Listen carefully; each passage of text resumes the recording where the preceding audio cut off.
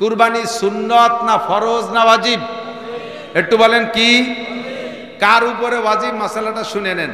যেই লোকটার, খেয়াল করতেছেন, ওয়াজিব তরক করলে, ইচ্ছাকৃতভাবে তরক করলে সে ফাসেক। ফাসেক যে ব্যক্তি, তারে সালাম দেওয়া জায়েজ নাই। ফাসেক যে ব্যক্তি, সে যদি আপনারে সালাম দেয়, উত্তর না দিলে গুনাহ হবে না। এত বড় অপরাধী হলো ফাসেক। আর যে ইচ্ছাকৃতভাবে ওয়াজিব তরক করে সেই লোকটা ফাসেক। তাহলে যেই লোকটার উপরে কুরবানি ওয়াজিব হয়েছে, ওই লোকটা তৌফিক থাকা সত্ত্বেও যদি কুরবানি আদায় না করে, ওই লোকটা ফাসেক। তারে সালাম দেওয়া জায়েজ নাই, তার সালামের উত্তর না দিলে গুনাহ হবে না। কত বড় ধমক এই কুরবানি না দেওয়ার উপরে, খেয়াল করেন। এবার কুরবানি ওয়াজিব হয়েছে কার পর একটু শুনে নেন।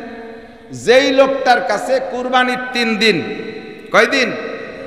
কুরবানির 3 দিন, 10 তারিখ, 11 তারিখ, 12 তারিখ, যাদের এই 3 দিন, খেয়াল করতেছে না মনে হয়, এই 3 দিন যার কাছে দিনাদায়িক পরিশোধের পরে 1,05,000 টাকা বর্তমান সময়ের দাম হিসেবে 1,05,000 টাকা যদি এই 3 দিনকের কাছে নগদ টাকা থাকে, তাহলে ওই লোকটার উপরে কুরবানি ওয়াজিব। দোকানে ব্যবসার পুঁজিতে থাকুক, ব্যাংকে থাকুক, ঘরে থাকুক, যে কোনো ভাবে যদি এই 3 দিন তার কাছে 1,05,000 টাকা থাকে, 52.5 ভরির উপর দাম, তাহলে ওই লোকটার উপরে কুরবানি ওয়াজিব। এই লোকটা যদি কুরবানি না দেয়, নবী পাক বলেন, মান ওয়াজাদা সাআতান লিআইয়ুযহিয়া ওয়া লাম ইউযহি ফালা ইয়াকরুবান্না মুসাল্লানা। যার উপরে কুরবানি ওয়াজিব হয়েছে, ওই লোকটা যদি কুরবানি না দেয়, তুই ঈদগার কাছে আসবি না, তোর জন্য ঈদের নামাজ না। ঈদের নামাজ পড়তে পয়সা লাগে না, এই জন্য লাফাতি লাফাতি চলে এসো। আর কুরবানি করতে পয়সা লাগে বলে ওটার দ্বারা তুমি নাই, ধরিও আগে কুরবানি কিনে তারপরে ঈদের নামাজ পড়তে আসিস। কত বড় ধমক চিন্তা করতে পারেন। ঈদের নামাজও কিন্তু ওয়াজিব। হুজুর সেই ঈদের নামাজের কথা বললেন, যার পর তৌফিক আছে কুরবানি করার, সে কুরবানি না করে যদি ঈদগায় আসে, ফালা ইয়াকরুবান্না মুসাল্লানা, ওরা যেন আমাদের ঈদগার কাছেও আসে না। কুরবানি করলে আপনার নেকি লাভ কি? এদিক এই ফাঁকে আর একটা কথা বলি, যে এদিক দেখেন, এখন আপনার কাছে কুরবানির টাকা আছে, সারা বছর কি পরিমাণ কামাই করছেন আপনি জানেন। ভ্যান চালান, রিক্সা চালান, কামলা কিষেন দেন, দৈনন্দিন সংসার চালাইয়া আপনি 1 টাকাও কারো কাছে দিনাও না, আবার 1 টাকা জমাও রাখতে পারেন, সমান সমান আছেন। কিন্তু একটা কাজ করছেন, সেটা হলো আপনার পালে একটা গরু আছে, একটা ষাঁড়, আইডিয়া, আপনার পালে গাই আছে, বাছুর আছে, গরু আছে, যেগুলোর কামাই রোজগার খাচ্ছেন, ওগুলোর পর ওয়াজিব হবে না। যখন আপনার কাছে ক্যাশ টাকা বানাই ফেলবেন, তখন হলো হুকুম। এবার খেয়াল করেন, আপনার পালে একটা ষাঁড় আছে, একটা এড়ে গরু আছে, এইটারে পাইলে বুঝে বড় করছেন, কুরবানির উপলক্ষে হাটে, কুরবানির 2 দিন আগে হাটে বিক্রি করছেন 2.5 লাখ টাকা। এই 2.5 লাখ টাকা ক্যাশ আপনার কাছে আছে, বাস আপনি ধনী হয়ে গেছেন, ওর থেকে আপনার কুরবানি দেওয়া ওয়াজিব। এমনকি তাই বলে কি সারা বছর ভরে একটা গরু পাইলে বড় বানাইছি, তাহলে সেই গরুটাই যে বইতে দেবো? আল্লাহ কয়, তোমার কাছে অত বড় গরু চাচ্ছি রে, তুমি ওই 2.5 লাখ টাকাতে 10,000 টাকা দিয়ে একটা ছাগল কিনে দাও, তাতেই হয়ে যাবে। 10,000 টাকা দিয়ে একটা ছাগল কিনে দাও, অথবা 10,000 টাকা দিয়ে একটা ভাগ থাকো, 7 ভাগের 1 ভাগ, তাতেই তোমার ওয়াজিব আদায় হয়ে যাবে। তোমার ওই 2.5 লাখ টাকা বেশি, আবার 2.5 লাখ টাকা দিয়ে আরেকটা কিনে আমি কুরবানি দিতে কই না।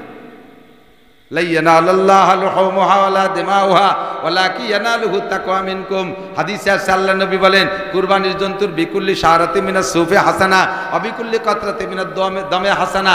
কুরবানির জন্তুর গায়ে যতগুলো পশম আছে, প্রত্যেক পশমে পশমে একটা করে নেকি আপনাকে দেয়া হবে। কন্যা সুবহানাল্লাহ। যত ফুটা রক্ত পড়বে, অতটা নেকি আপনাকে দেয়া হবে। সুবহানাল্লাহ। আর এর সব কিছু আপনি খাবেন, আপনি ব্যবহার করবেন। আল্লাহ কয়, আমার কাছে গোশত, মাংস, চামড়া কিচ্ছু আসে না, সবই তোমরা ব্যবহার করো। ওয়ালাকি ইয়ানালুহু তাকওয়া মিনকুম, তোমার তাকওয়া, খোদা ভীতিত্ব, আল্লাহর প্রতি আন্তরিকতার ভালোবাসাটা আমার কাছে আসে। কাজেই তুমি মোহাব্বতের সাথে একটা কুরবানি করবা। এখন কুরবানি সংক্রান্ত 2-4টে মাসালা একটু বলে এদিক তাকান। কুরবানির গরু কেনেন হাটের থেকে, হাট সরকারের কাছ থেকে ডেকে আনা লাগে। উইদাউট ডাক কোনো হাট মিলানো জায়েজ নাই। আমার গোপালগঞ্জ ঘোষণা দিয়ে দিয়েছে সরকার, ডিসি সাহেব, হাট ডেকে নেছে, পয়সা দিয়ে হাটের কি বলা হয়, ইজারাদাররা হাট ডেকে নেছে। আপনি হাটে যাইয়া গরু সাইজ করে, দাম দর ঠিক করে, বাড়ি আইনে লেনদেন শোধ করছেন, বাড়ি আইনে টাকা পরিশোধ করছেন, হাসিলির টাকা দেওয়ার ভয়তে। এরকম কিছু ভালো মানুষ আছে না? হাসিল ফাঁকি দিয়ে বাড়ি এসে টাকা লেনদেন শোধ করছেন, আপনার কুরবানি ক্ষতিগ্রস্ত হয়ে গেছে।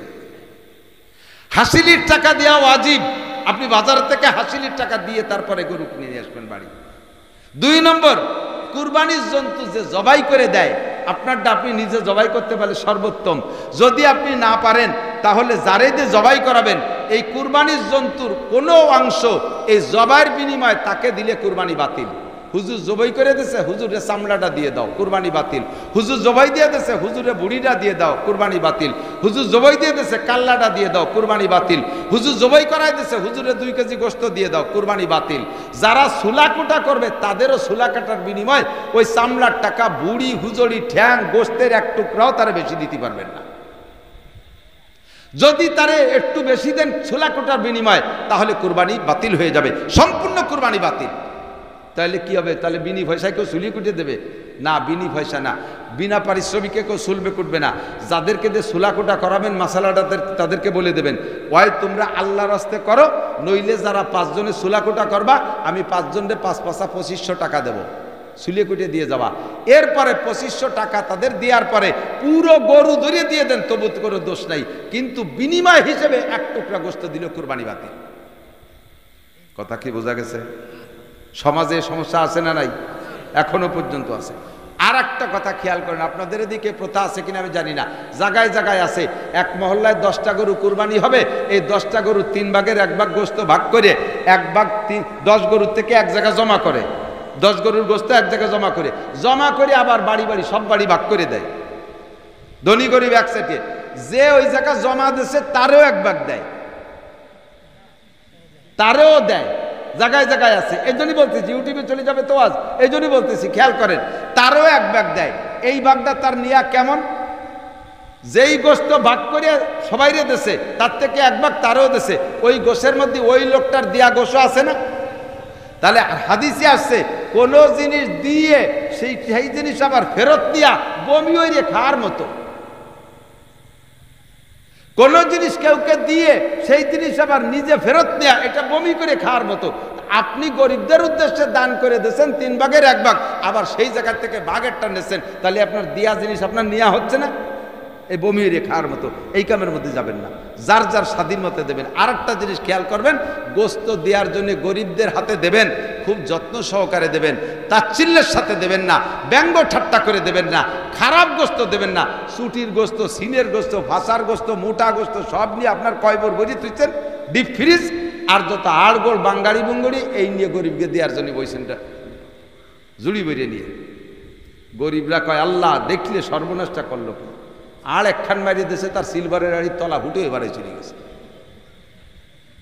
বড় লোকরা 3 তলার থেকে প্যাকেট ধরে ছাড়িয়ে দেয় গরিবদের কাছে, ও বড় লোক তোরে গাড় ধরে নামাই আল্লাহ তাআলা ব্যাগ হাতে করে বাড়ি বাড়ি ঘুরাইতে পারে, আর যার ব্যাগের কাছে যার হাতে আজকে ওই 3 তলার থেকে ব্যাগ ছাড়িয়ে দিছিস, ওরে আল্লাহ তাআলা ওই 3 তলা উঠাইয়া তোর হাতে ওইরকম ব্যাগ ছাড়াইতে পারে। পারে কি পারে না? কুরবানির গোশত দেবেন, মা বোনরাও খুব যত্ন সহকারে দেবেন, সম্মানের সাথে দেবেন, কম দিলেও বলবেন বেশি তো হয় না, এবার যা পারছি তাই দিছি। একটু দেখে শুনে দেবেন, একটু হাড় একটু গোশত, যাতে এক ওক্তে 1 লোকমা তারা খাইতে পারে এমন সুন্দর করে দেবেন। আপনি এবার তৌফিক না থাকলেও কুরবানি করেন, আগামী বছর আল্লাহ তাআলা আপনাকে তৌফিক দিয়ে দেবে। এবার ছোট তৌফিকের কারণে ছোট একটা দেন, আগামী বছর আল্লাহ এর চেয়ে বড় একটা দেবে। আমি সর্বপ্রথম কুরবানি শুরু করছি হারে ঘর পরে 1400 টাকায় 1 ভাগ, 7 ভাগের 1 ভাগ নিয়ে। সেই থেকে দিতে দিতে আল্লাহ তাআলা তৌফিক দিতে দিতে গত বছর দিছি 2.5 লাখ টাকা দিয়ে একটা, আর এবছর একটা মনে মনে ঠিক করছি 2 লাখের উপরে দাম। আমারে আল্লাহ তাআলা প্রত্যেক বছর তৌফিক বাড়ায় দিচ্ছে। আমি যদি এবার কই না টাকা আছে দেব না, প্রত্যেক বছর কি দেওয়া যায় নাকি, দরকার নাই। আল্লাহ যদি কয় ঠিক আছে তুমি যখন দিবাই না, তোমারও দেবো না, তোমার আগামীবার দেওয়া লাগবে না, তুমি ব্যাগ নিয়ে বাড়ি বাড়ি ঘুরে বেড়াও কিরে উঠে গেটি ধরে আল্লাহ নামাই দিতে পারে কি পারে না? এই জন্যে এবার ফ্যামিলিতে এদিক থাকেন। আর একটা মশালা বলি, আপনিও ধনী, আপনার স্ত্রীও কিন্তু ধনী। কুরবানি খালি গোশত খাওয়ার জন্য বাড়ির ফ্যামিলি থেকে একজন দিলেই হবে না। আপনিও ধনী আছেন, আপনার ফ্যামিলি, আপনার স্ত্রীর কাছেও টাকা আছে, আলাদা তার টাকা আছে 1.5 লাখ, স্ত্রীর উপরে ওয়াজিব। আপনার মার কাছে টাকা আছে, তারপর ওয়াজিব। আপনার বড় ছেলে সাবালেক কামাই রোজগার করে, তার আলাদা কয়টা টাকা আছে, তা 1.5 লাখ, তারপর ওয়াজিব। কাজেই ফ্যামিলি সবাই মিলে একটা গরু কিনে প্রত্যেকের টাকার থেকে টাকা দেবেন, প্রত্যেকের টাকার থেকে টাকা দিয়ে আলাদা আলাদা নাম ওরবদি বসাই দিয়ে যার যার জিম্মাদারি খালাস হয়ে যাবেন। যে বাড়ির থেকে একজন দিলি হলো গোস্ত একটু খাতি হবে, মেবাই দিচ্ছে, তা আমাকে দেওয়া লাগবে কি? অনেক মুরব্বীরা আছে কয় যে না কুরবানি এবার করবো না, যারা খাবে সে যারা খাবে তারা বাড়ি নাই। ওনার যে শগুন ওই গরু খাবে সে শগুন ড্রাইভার বাড়ি নাই, শগুন ড্রাইভার এবার ডাকা রয়েছে, শগুন কয়টা বলে আসবে না। তো তুমি কি কুরবানি দিবা তোমার শগুনকে খাওয়ানোর জন্যে? দেশের গরিবরা সারা বছর পোলট্রি কিনে খাইছে, 1 কেজি গরুর গোশত 800 টাকা দিয়ে কিনে খাতে পারে না, তাদের জন্য আল্লাহ তাআলা তোমারে কুরবানি করে দিতে কইছে, আর তোমার শগুন কয়টা আসবে না বলে দিবা না। এই ফাজলামি বাদ দাও। গরু কিনবা সাম্মিনু দহায়াকুম, হুজুর বলেন কুরবানির জন্তুকে মোটা বানাও, বেশি গোশত হবে, গরিবকে দিতে পারবা। আর আপনারে ছেলে টাকা দিয়েছে বিদেশের থেকে 5 লাখ, আব্বা 8-এর ভিতরে সবচেয়ে বড় গরু কিনে নিয়ে আসবেন, আব্বা তাতে 4.5 লাখ টাকা ব্যাংকে থুইয়া 50,000 টাকায় একটা প্যারালাইসিসের রুগী কিনে নিয়েছে। ওর বাপেরও যে বয়স গরুরও সেই বয়স, 2 দোস্ত একসাথে ভ্যানে আইছে, গরু আইটি আসার মতো না। গরুরে আইনে মেয়ের কুঠির সাথে বাঁধতে থুইছে, ময়না ডুলের ঝুলতিছে, নাল আসছে 2 দিন আগে। বাপ ভালো না, চোখ গুলাই গেছে, যাইয়ে হুজুর দেখা, হুজুর আগের দিন জবাই দিলি হয় নাকি? এ তো বাপ ভালো না, কাল পর্যন্ত টেকবে না। শয়তান, ছেলেতে 5 লাখ টাকা পাঠাইছে গরু কিনতে, আর তুমি 4.5 লাখ টাকা মাইরি দিয়ে 50,000 টাকা দিয়ে প্যারালাইসিস কিনে নিয়েছো। আগামী বছর তোর ছেলেরও আল্লাহ তাআলা তৌফিক মিস করে দিতে পারে। কাজেই কুরবানি করবো স্বতঃস্ফূর্তভাবে, রাজি আছেন না? চামড়ার টাকাটা, চামড়া বিক্রি যদি করেন তাহলে বিক্রি করলেন, চামড়ার টাকা দেবেন গরিবকে। আর যদি না করেন স্থানীয় কওমি মাদ্রাসা থাকলে সেখানে দিয়ে দেবেন। প্রত্যেকটা কওমি মাদ্রাসায় চামড়ার টাকা খরচের জায়গা আছে, খুব খেয়াল, এদিক তাকান। এলাকার গরিবদের হক আছে, এটা ঠিক, কিন্তু যেই গরিবরে আপনি চামড়ার টাকা দিচ্ছেন ওই গরিব ওই চামড়ার টাকা নিয়ে ব্যারাকের কিস্তি দেয়, আছে না নাই? ওই গরিব বেড়া এই চামড়ার টাকা গোছাই নিয়ে 2,000 টাকা নিয়ে তাই সুদির পর লাগাই দেয়। তাহলে আপনার কুরবানির চামড়া হালাল টাকার চামড়া, এই চামড়ার টাকা নিয়েও হারাম কাজে লাগাচ্ছে, যদি জানিয়ে শুনে দেন তাহলে আপনার দিনা পরিশোধ হবে না, আবারও টাকা দিতে হবে। আর মাদ্রাসায় দিলে আপনার একজনের দেশেন চামড়ার টাকা, সে যাইয়ে তাই দিয়ে সিগারেট কিনে খায়, চামড়ার টাকা দেশেন সে তাই দিয়ে ভাষা বাইরুনু প্যান্টারটা কিনে নিয়ে এইভাবে হাইটি বেড়ায়, সেলাফাই বেড়ায়। আর মাদ্রাসার ছাত্রদেরকে চামড়াটা দিয়ে দেবেন, ওরা ওইটা বিক্রি করে তাই দিয়ে কয়েক কেজি চাউল কিনে খাইয়ে রাত্রি কোরআন শরীফ পড়বে, শেষ রাত্রি তাহাজ্জুদ পড়বে। আপনি নিজেই বিবেচনা করেন যে আপনার টাকাটা কোন জায়গা গেল, কোনটা ভালো কোনটা মন্দ, আপনি বিবেচনা করে দিয়েন। কথা কি বোঝা গেছে? একদল আবার খেপছে হুজুরকে পর, হুজুরকে চামড়ার টাকা দিয়ে খাইয়ে তেল হয়ে গেছে আর দেব না। তোমার চামড়ার টা না দিলে হুজুর মরিয়ে সাপ হয়ে যাবে, তা যাবে না। হুজুরকে রিজিকের মালিক কে? বহুজনে এরকম স্ট্রাইক করছে জীবনে, 55 বছর বয়সে দেখছি। কওমি মাদ্রাসার পর বহুজনে স্ট্রাইক করে। যখন আমলিগ ক্ষমতা আসে, হুজুরা যদি আমলিগ মুখী হয়, বিএনপি এলাকার কাছে কালেকশন করে যাও হাসিনের দ্বারা দিয়ে দিবেন নৌকো বইয়ে। আবার যদি হুজুররা 4 দলীয় জোট করে, আমলিগেলা ঠকে যায়, আমলিগের বাড়ি কালেকশনে করে যাও খালেদা জিয়ার সুন্দরী আসলে তলে দিবেনে বস্তা ভরিয়ে। আমাকে খালি এ বাড়িতে ও বাড়ি, ও বাড়িতে ঠেলি নিয়ে বেড়ায়। তার কারণে আমরা মরিও যাইনি, হুজুরও দেশে বাদ পড়ে যায়নি, চলতেই তালে আছে। তুমি দিবা না, তোমার কপাল খারাপ, তোমার ডাল্লা কবুল করে নাই। কথা কোন ঠিক কি ঠিক না? আমার ডাল্লা কবুল করুক, বলেন আমিন। থাকবেন তো ওলামা ইকরামের সাথে, থাকবেন তো ইনশাআল্লাহ। কুরবানি করবেন, চামড়াটা কওমি মাদ্রাসায় দিয়ে দেবেন, লিল্লা বোর্ডিংয়ে যাবে। আর কুরবানির জন্তুর কোনো জায়গায় যেন কোনো ত্রুটি না থাকে সেদিক খেয়াল করে কুরবানি কিনবেন। ভাষাগত ত্রুটি বিচ্যুতি মার্জনীয়। যা বলেছি শুনেছি, আল্লাহ আমল করার তৌফিক দান করে, সবাই বলি আমিন। লক্ষ্মীপুর জামে মসজিদ কমিটি ও গ্রামবাসীর উদ্যোগে আয়োজিত 4th বার্ষিক হজ মাহফিল। মাহফিলের সম্মানিত সভাপতি, মসজিদের সুযোগ্য সুদক্ষ ইমাম ও খতিব সাহেব, মাহফিল পরিচালনা কমিটির সকল সদস্যবৃন্দ, দাওয়াতি উলামায়ে কেরাম, এ অঞ্চলের অন্যান্য উলামায়ে কেরাম, আইম্মায়ে মাসাজিদ, মাদ্রাসার আজিজ তোলাবা, প্রাণপ্রিয় দেশবাসী, অত্যন্ত দামি মাস জিলকদ মাস, হজের মাস। জিলকদ মাসের একেবারে শেষ প্রান্তে চলে আসছি, সামনে আসতেছে জিলহজ মাস, হজের মাস, কুরবানির মাস। দামি মাসের দামি সময় আল্লাহ পাক দামি জায়গায় মসজিদ চত্বরে আমাদেরকে ডেকে নিয়ে আসছেন কিছু হিদায়তি কথা বলা এবং শোনার জন্য।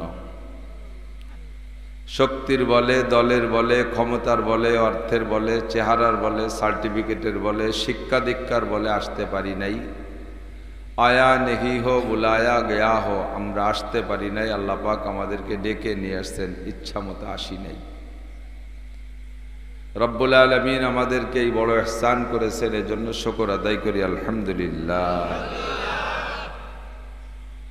হযরতুল আল্লাম হযরত মাওলানা মুশাররফ হোসেন কাসেমি সাহেব হাফিজাহুল্লাহ সরাসরি কোরআনে কারীম থেকে ধারাবাহিক আয়াত পড়ে পড়ে আমাদেরকে অনেক মূল্যবান কথা শুনিয়েছেন একই মজলিসে অনেক কথা শুনলে পিছনের কথা ভুলে যাওয়াটাই স্বাভাবিক যাতে পিছনের কথা ভুলে না যান হুজুর অত্যন্ত সুন্দরভাবে আবার রিপ্লাই করে দিয়েছে শেষে সংক্ষেপে মাঝে মাঝে সাংবাদিকদের সংবাদ শোনেন দেখবেন কোনো সাংবাদিকরা শুরুতে শিরোনাম বলে পরে প্রত্যেকটা সংবাদের শিরোনামের ব্যাখ্যা শোনাইয়া শেষ করে দেয় আবার কোনো সাংবাদিক আছে লম্বা ব্যাখ্যা শোনানোর পরে শেষে বলে আরেকবার আপনাদেরকে শিরোনামগুলো শোনানো হচ্ছে শিরোনাম শোনাই দিলে সংবাদের পুরোটা আবার স্মরণ হয়ে যায় হুজুর সে কায়দায় আমাদেরকে শেষে সংক্ষেপে আবার মূল কথাগুলো শোনাই দিয়েছে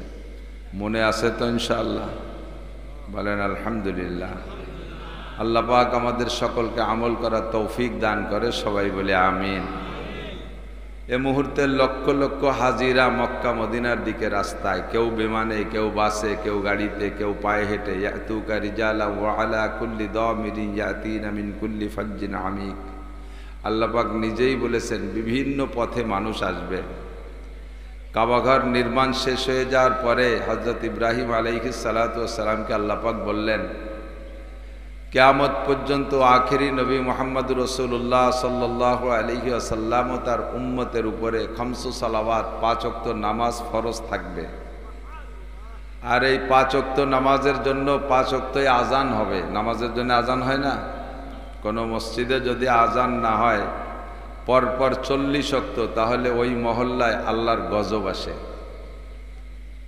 আজান বড় দামি জিনিস আজানের কারণে আল্লাহর গজব দূরে চলে যায় বলেন সুবহানাল্লাহ আলহামদুলিল্লাহ আমার ছাত্র বয়সে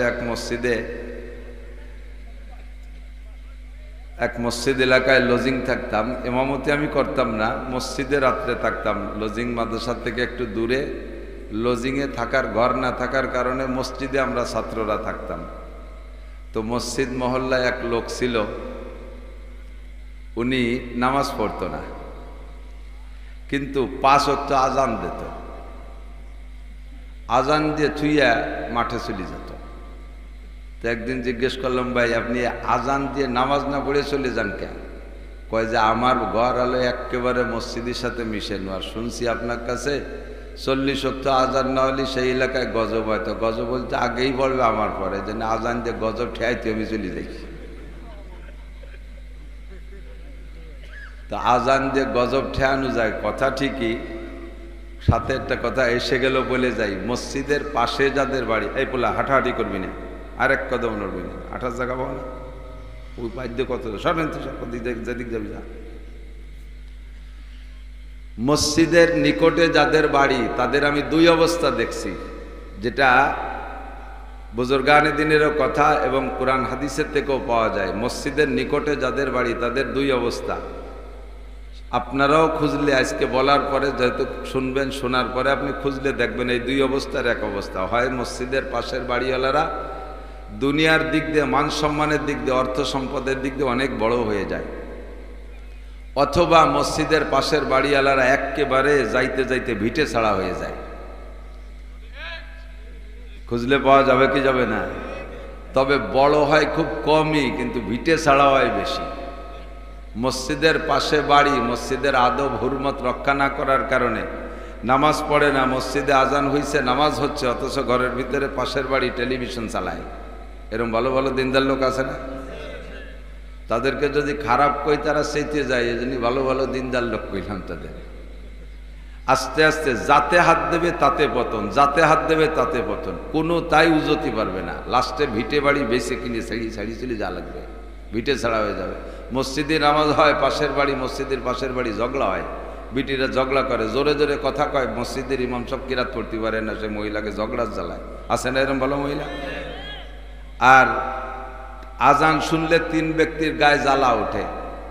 একটা হলো গাধা, আমাদের দেশ গাধা নাই, ভারতে পাকিস্তানে গাধা আছে। আজান যখন শুরু হবে তখন গাধায় ডাকে, আর গাধার আওয়াজটা এত বড় কর্কশ, আল্লাহ নিজেই সমস্ত আওয়াজের মধ্যে গাধার আওয়াজকে সমালোচনা করে বলেন, ইন্না আনকারাল আসওয়াতি লাসাউতুল হামির। দুনিয়ায় যত প্রাণীর আওয়াজ আছে সবচেয়ে কুৎসিত, সবচাইতে কি বলা হয়, মানে অপছন্দনীয়, আনকার মানে অপছন্দনীয়, সবচাইতে খারাপ আওয়াজ গাধার আওয়াজ, নিঃশ্বাস ছাড়তীয় আওয়াজ, টানতীয় আওয়াজ, জিব্বে বারোই দিয়ে মাটি কামড়ায় ধরে ডাকতি তালে থাকে। আর এই ডাক শুরু হয় আজান শুরু হলে।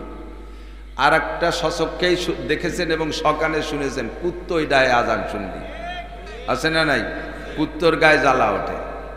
আর কুত্ত মার্কা কিছু মানুষও আছে, তাকেও গায়ে জ্বালায় ওঠে। বাংলাদেশের বড় এক পণ্ডিতের খবর শুনতাম, সেই সময় সেটা মারা গেছে, তার বাড়ির দের দিয়ে আমি যাতায়াত করি, এখন বাড়ির তো নাই, কবরের দ্বার দিয়ে কাজ দিয়ে।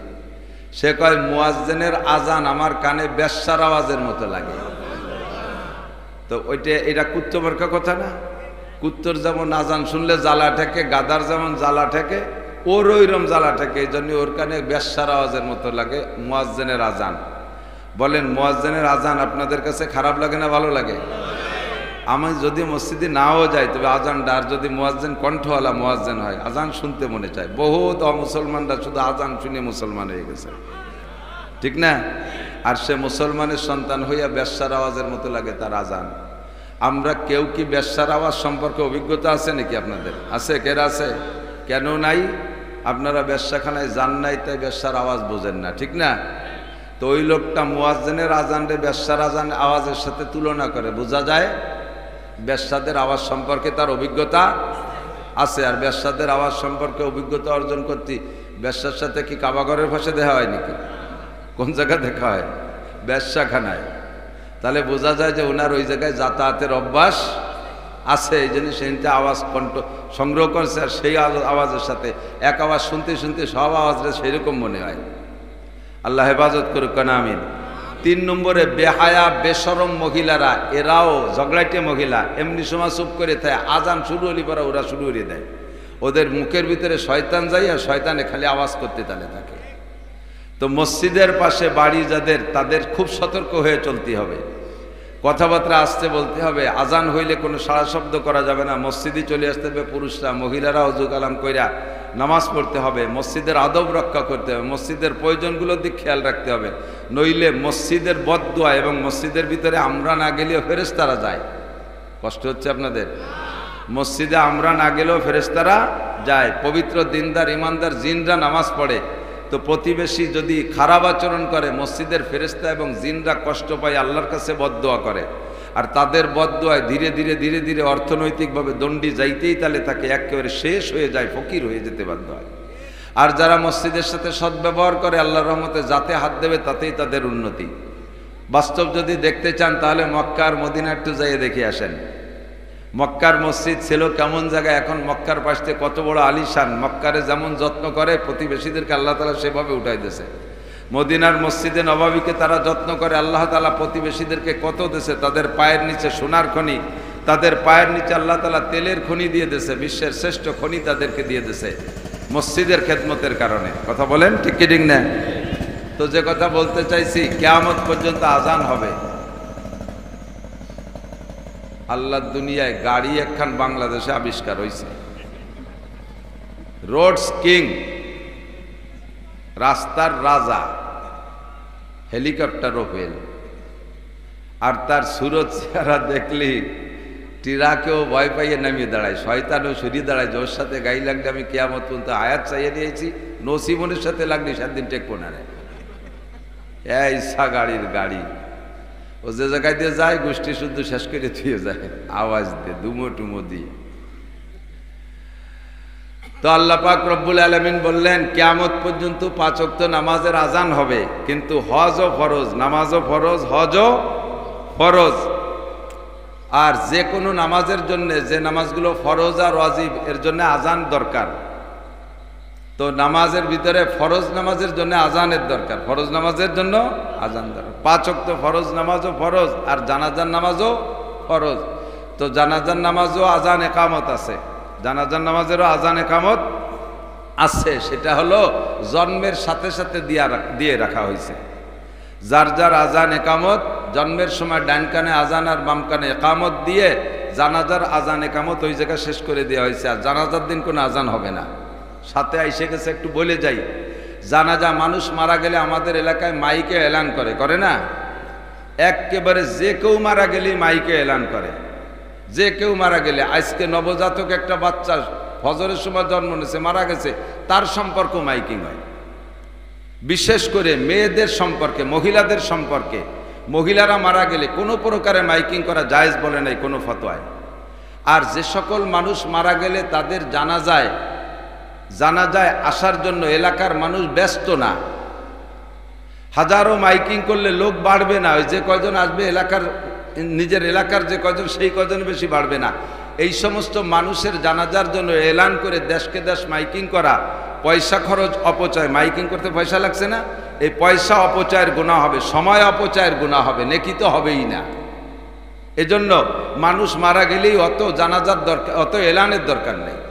কানে কানে শুনতে শুনতে যত দূর হয়। হ্যাঁ, কোনো মানুষ আছে যে সকল মানুষের জানাজায় শরীক হওয়ার জন্য মানুষ ব্যাকুল থাকে, অপেক্ষা করে। যদি আমার আগে হুজুর মারা যায়, আমার আগে যদি কুশুবাড়ির হুজুর মারা যায়, তাহলে আমি জানাজায় হাজির হব। আমার আগে যদি পিসাব হুজুর, সরমনে হুজুর মারা যায়, হুজুরের আশেকিন মুরিদিনরা ব্যস্ত থাকে, সেখানে জানাজায় হাজির হবে, এরকম কিছু থাকে না? এই সকল প্রসিদ্ধ মানুষের নামে জানাজার এলান হতে পারে। কিন্তু যে কেউ মারা গেছে, আইসু বাইসু, আড়াইনি বাড়াইনি, আগানি বাগানিয়া, মৈদু গাঁজাখোর, ইয়াবাখোর, ফেঞ্চুরির পাইকারি দরে তার এলান হতি তালে থাকে। লাস্টে দেখা যায় জানাজায় হাজির হয়েছে, কয় আসুসা, অজু নাই, কালাম নাই, দোয়া নাই, কালাম নাই, কিচ্ছু জানে না, তারা এসে হাজির হয়েছে জানাজায়। এই সব জায়গায় এলান করা জরুরি না। আর মহিলাদের জানাজা, মহিলাদের ইন্তেকালের পরে জানাজায় মোটে এলানই হবে না। আপনার স্ত্রী কত দামি, আমার স্ত্রী কত দামি, সাইয়্যিদাতু নিসায়ে আহলিল জান্নাহ, জান্নাতি নারীদের নেত্রী হযরত ফাতেমা রাদিয়াল্লাহু তাআলা আনহা। বিশ্বাস হয়? কথা বলেন হয়? আজীব ওয়াকিয়া, শুনলে আপনি আশ্চর্য হবেন। জান্নাতি নারীদের নেত্রী হযরত ফাতেমা রাদিয়াল্লাহু তাআলা আনহা। নবী পাক সাল্লাল্লাহু আলাইহি সাল্লাম ফজরের নামাজ পড়া মসজিদে নববীতে পূর্ব দিক, মুসল্লিদের দিকে ফিরে বসেন। আমরা আমাদের দিক থেকে বললে পূর্ব দিক, আর মসজিদে নববীর থেকে ফিরে বসলে দক্ষিণ দিক ফিরা হয়। কাবাঘর হলো মসজিদে নববীর থেকে দক্ষিণ দিক, মদিনার থেকে দক্ষিণ দিক ফিরে নামাজ পড়ে। তো হুজুর ফিরে বসছেন, হযরত আলী রাদিয়াল্লাহু তাআলা সামনে বসতেন। অন্যদিন 4 সাহাবা সামনেই বেশি বসতেন, আজকে আলী না বসে চট করে চলে গেছে। ঘটনা কি? আল্লাহু আকবার। হযরত আলী চলে যাওয়ার কারণ হলো রাতের বেলা হযরত আলী রাদিয়াল্লাহু তাআলা আনহু আর ফাতেমা রাদিয়াল্লাহু তাআলা আনহা স্বামী স্ত্রী শুয়ে আছে। গভীর রাত্রে হযরত ফাতেমা রাদিয়াল্লাহু তাআলা আনহা, হযরত আলী রাদিয়াল্লাহু তাআলা আনহু ঘুমের মধ্যেও হতে পারে, স্বপ্নেও হতে পারে, অথবা অতর্কিত সজাগ হয়েছে, একটু পিপাসা লাগছে, ওই সজাগ হয়েই বলছে, ইয়া ফাতেমা তু জিনি বিল মা, ফাতেমা একটু পানি আনো, পানি পান করব। হযরত ফাতেমা কানে আওয়াজ শুনেই পানি আনতে চলে গেছে। পানি এনে দেখে, গ্লাসে পানি নিয়ে এসে দেখে হযরত আলী ঘুম। চিন্তায় পড়ে গেলেন, পানি চাইলেন, আবার ঘুমাইলেন। এখন কি ডেকে পানি পান করাবো, নাকি আমি পানি রেখে ঘুমিয়ে যাব? দ্বিমুখী হয়ে গেলেন। যদি আমি পানি এখন ডেকে পানি পান করাই, তাহলে দিন ভরে পরিশ্রম করছে, পরিশ্রান্ত মানুষ, ক্লান্ত মানুষ, ঘুমে বিভোর, এই তাজা ঘুম ভাঙলে কষ্ট হবে। কি করা যায়? আবার যদি আমি এখন পানি রেখে ঘুমাই যাই, ওনাকে পানি না পান করাইয়া ঘুমাই যাই, তাহলে পরবর্তীতে পানি চাইলে যদি সজাগ হয়ে দিতে না পারি, স্বামীর কষ্ট হবে। খেয়াল করছেন কথা? এই দ্বিমুখী হইয়া উনি চিন্তা করলেন, যাক আমার এক রাত যাক, ঘুম নষ্ট হোক, স্বামীর খেদমতে আমি দাঁড়িয়ে থাকবো। পানির গিলাস হাতে নিয়ে সারা রাত ফজর পর্যন্ত দাঁড়িয়ে রয়েছে। এর মধ্যে হযরত আলী আর সজাগ হয় নাই। শবে সাদেক আজান হয়ে গেছে, হযরত বিলালের আজানের আওয়াজ কানে আসছে, হযরত আলী সজাগ হয়ে গেছে। সজাগ হয়ে চোখ তুলে দেয়, চোখ খুলে দেখে মাথার কাছে হযরত ফাতেমা পানির গিলাস হাতে নিয়ে দাঁড়িয়ে আছে। লাফতে উঠে বলছে, ফামা বালুকে ইয়া ফাতেমা, ফাতেমা তোমার কি হয়েছে, পানির গিলাস হাতে কেন? তো হযরত ফাতেমা বলছেন, আপনি কি আনাসিতা, আপনি ভুলে গেছেন? আপনি পানি চেয়েছিলেন গভীর রাত্রে, মনে নাই? তো হযরত আলী বলতে, আমার তো মনেই নাই। তাহলে পানি চাইলাম, তুমি পানি আনলে, ঘুমাই গেলাম, তুমিও সে রেখে ঘুমাই যেতে। কয় যদি পুনরায় আপনি পানি চাইতেন আর আমি সজাগ হইতে না পারতাম, দিতে পারতাম না, তাহলে আপনার কষ্ট হতো। স্বামীর খেদমত আমার জন্য ওয়াজিব, আমি এই ওয়াজিব তরকের গুনার মধ্যে পড়ে যেতাম, এর জন্য আমি ঘুমাই নেই। বলেন না সুবহানাল্লাহ। আল্লাহু আকবার। এই অবস্থায় হযরত ফাতেমা রাদিয়াল্লাহু তাআলা আনহা সারা রাত হযরত আলীর খেদমতে পানির গ্লাস হাতে নিয়ে দাঁড়িয়ে আছেন। হযরত আলী বড় সংকেত, বড় সন্দেহের মধ্যে পড়ে গেলেন। যদি এই খবর নবী পাক শোনে যে আমার ফাতেমা আমার কলিজার টুকরা, হুজুরের যতগুলি সন্তান ছিল কেউ কেউ হুজুর খারাপ জানতেন না, তবে সবচেয়ে বেশি ভালো জানতেন ফাতেমাকে।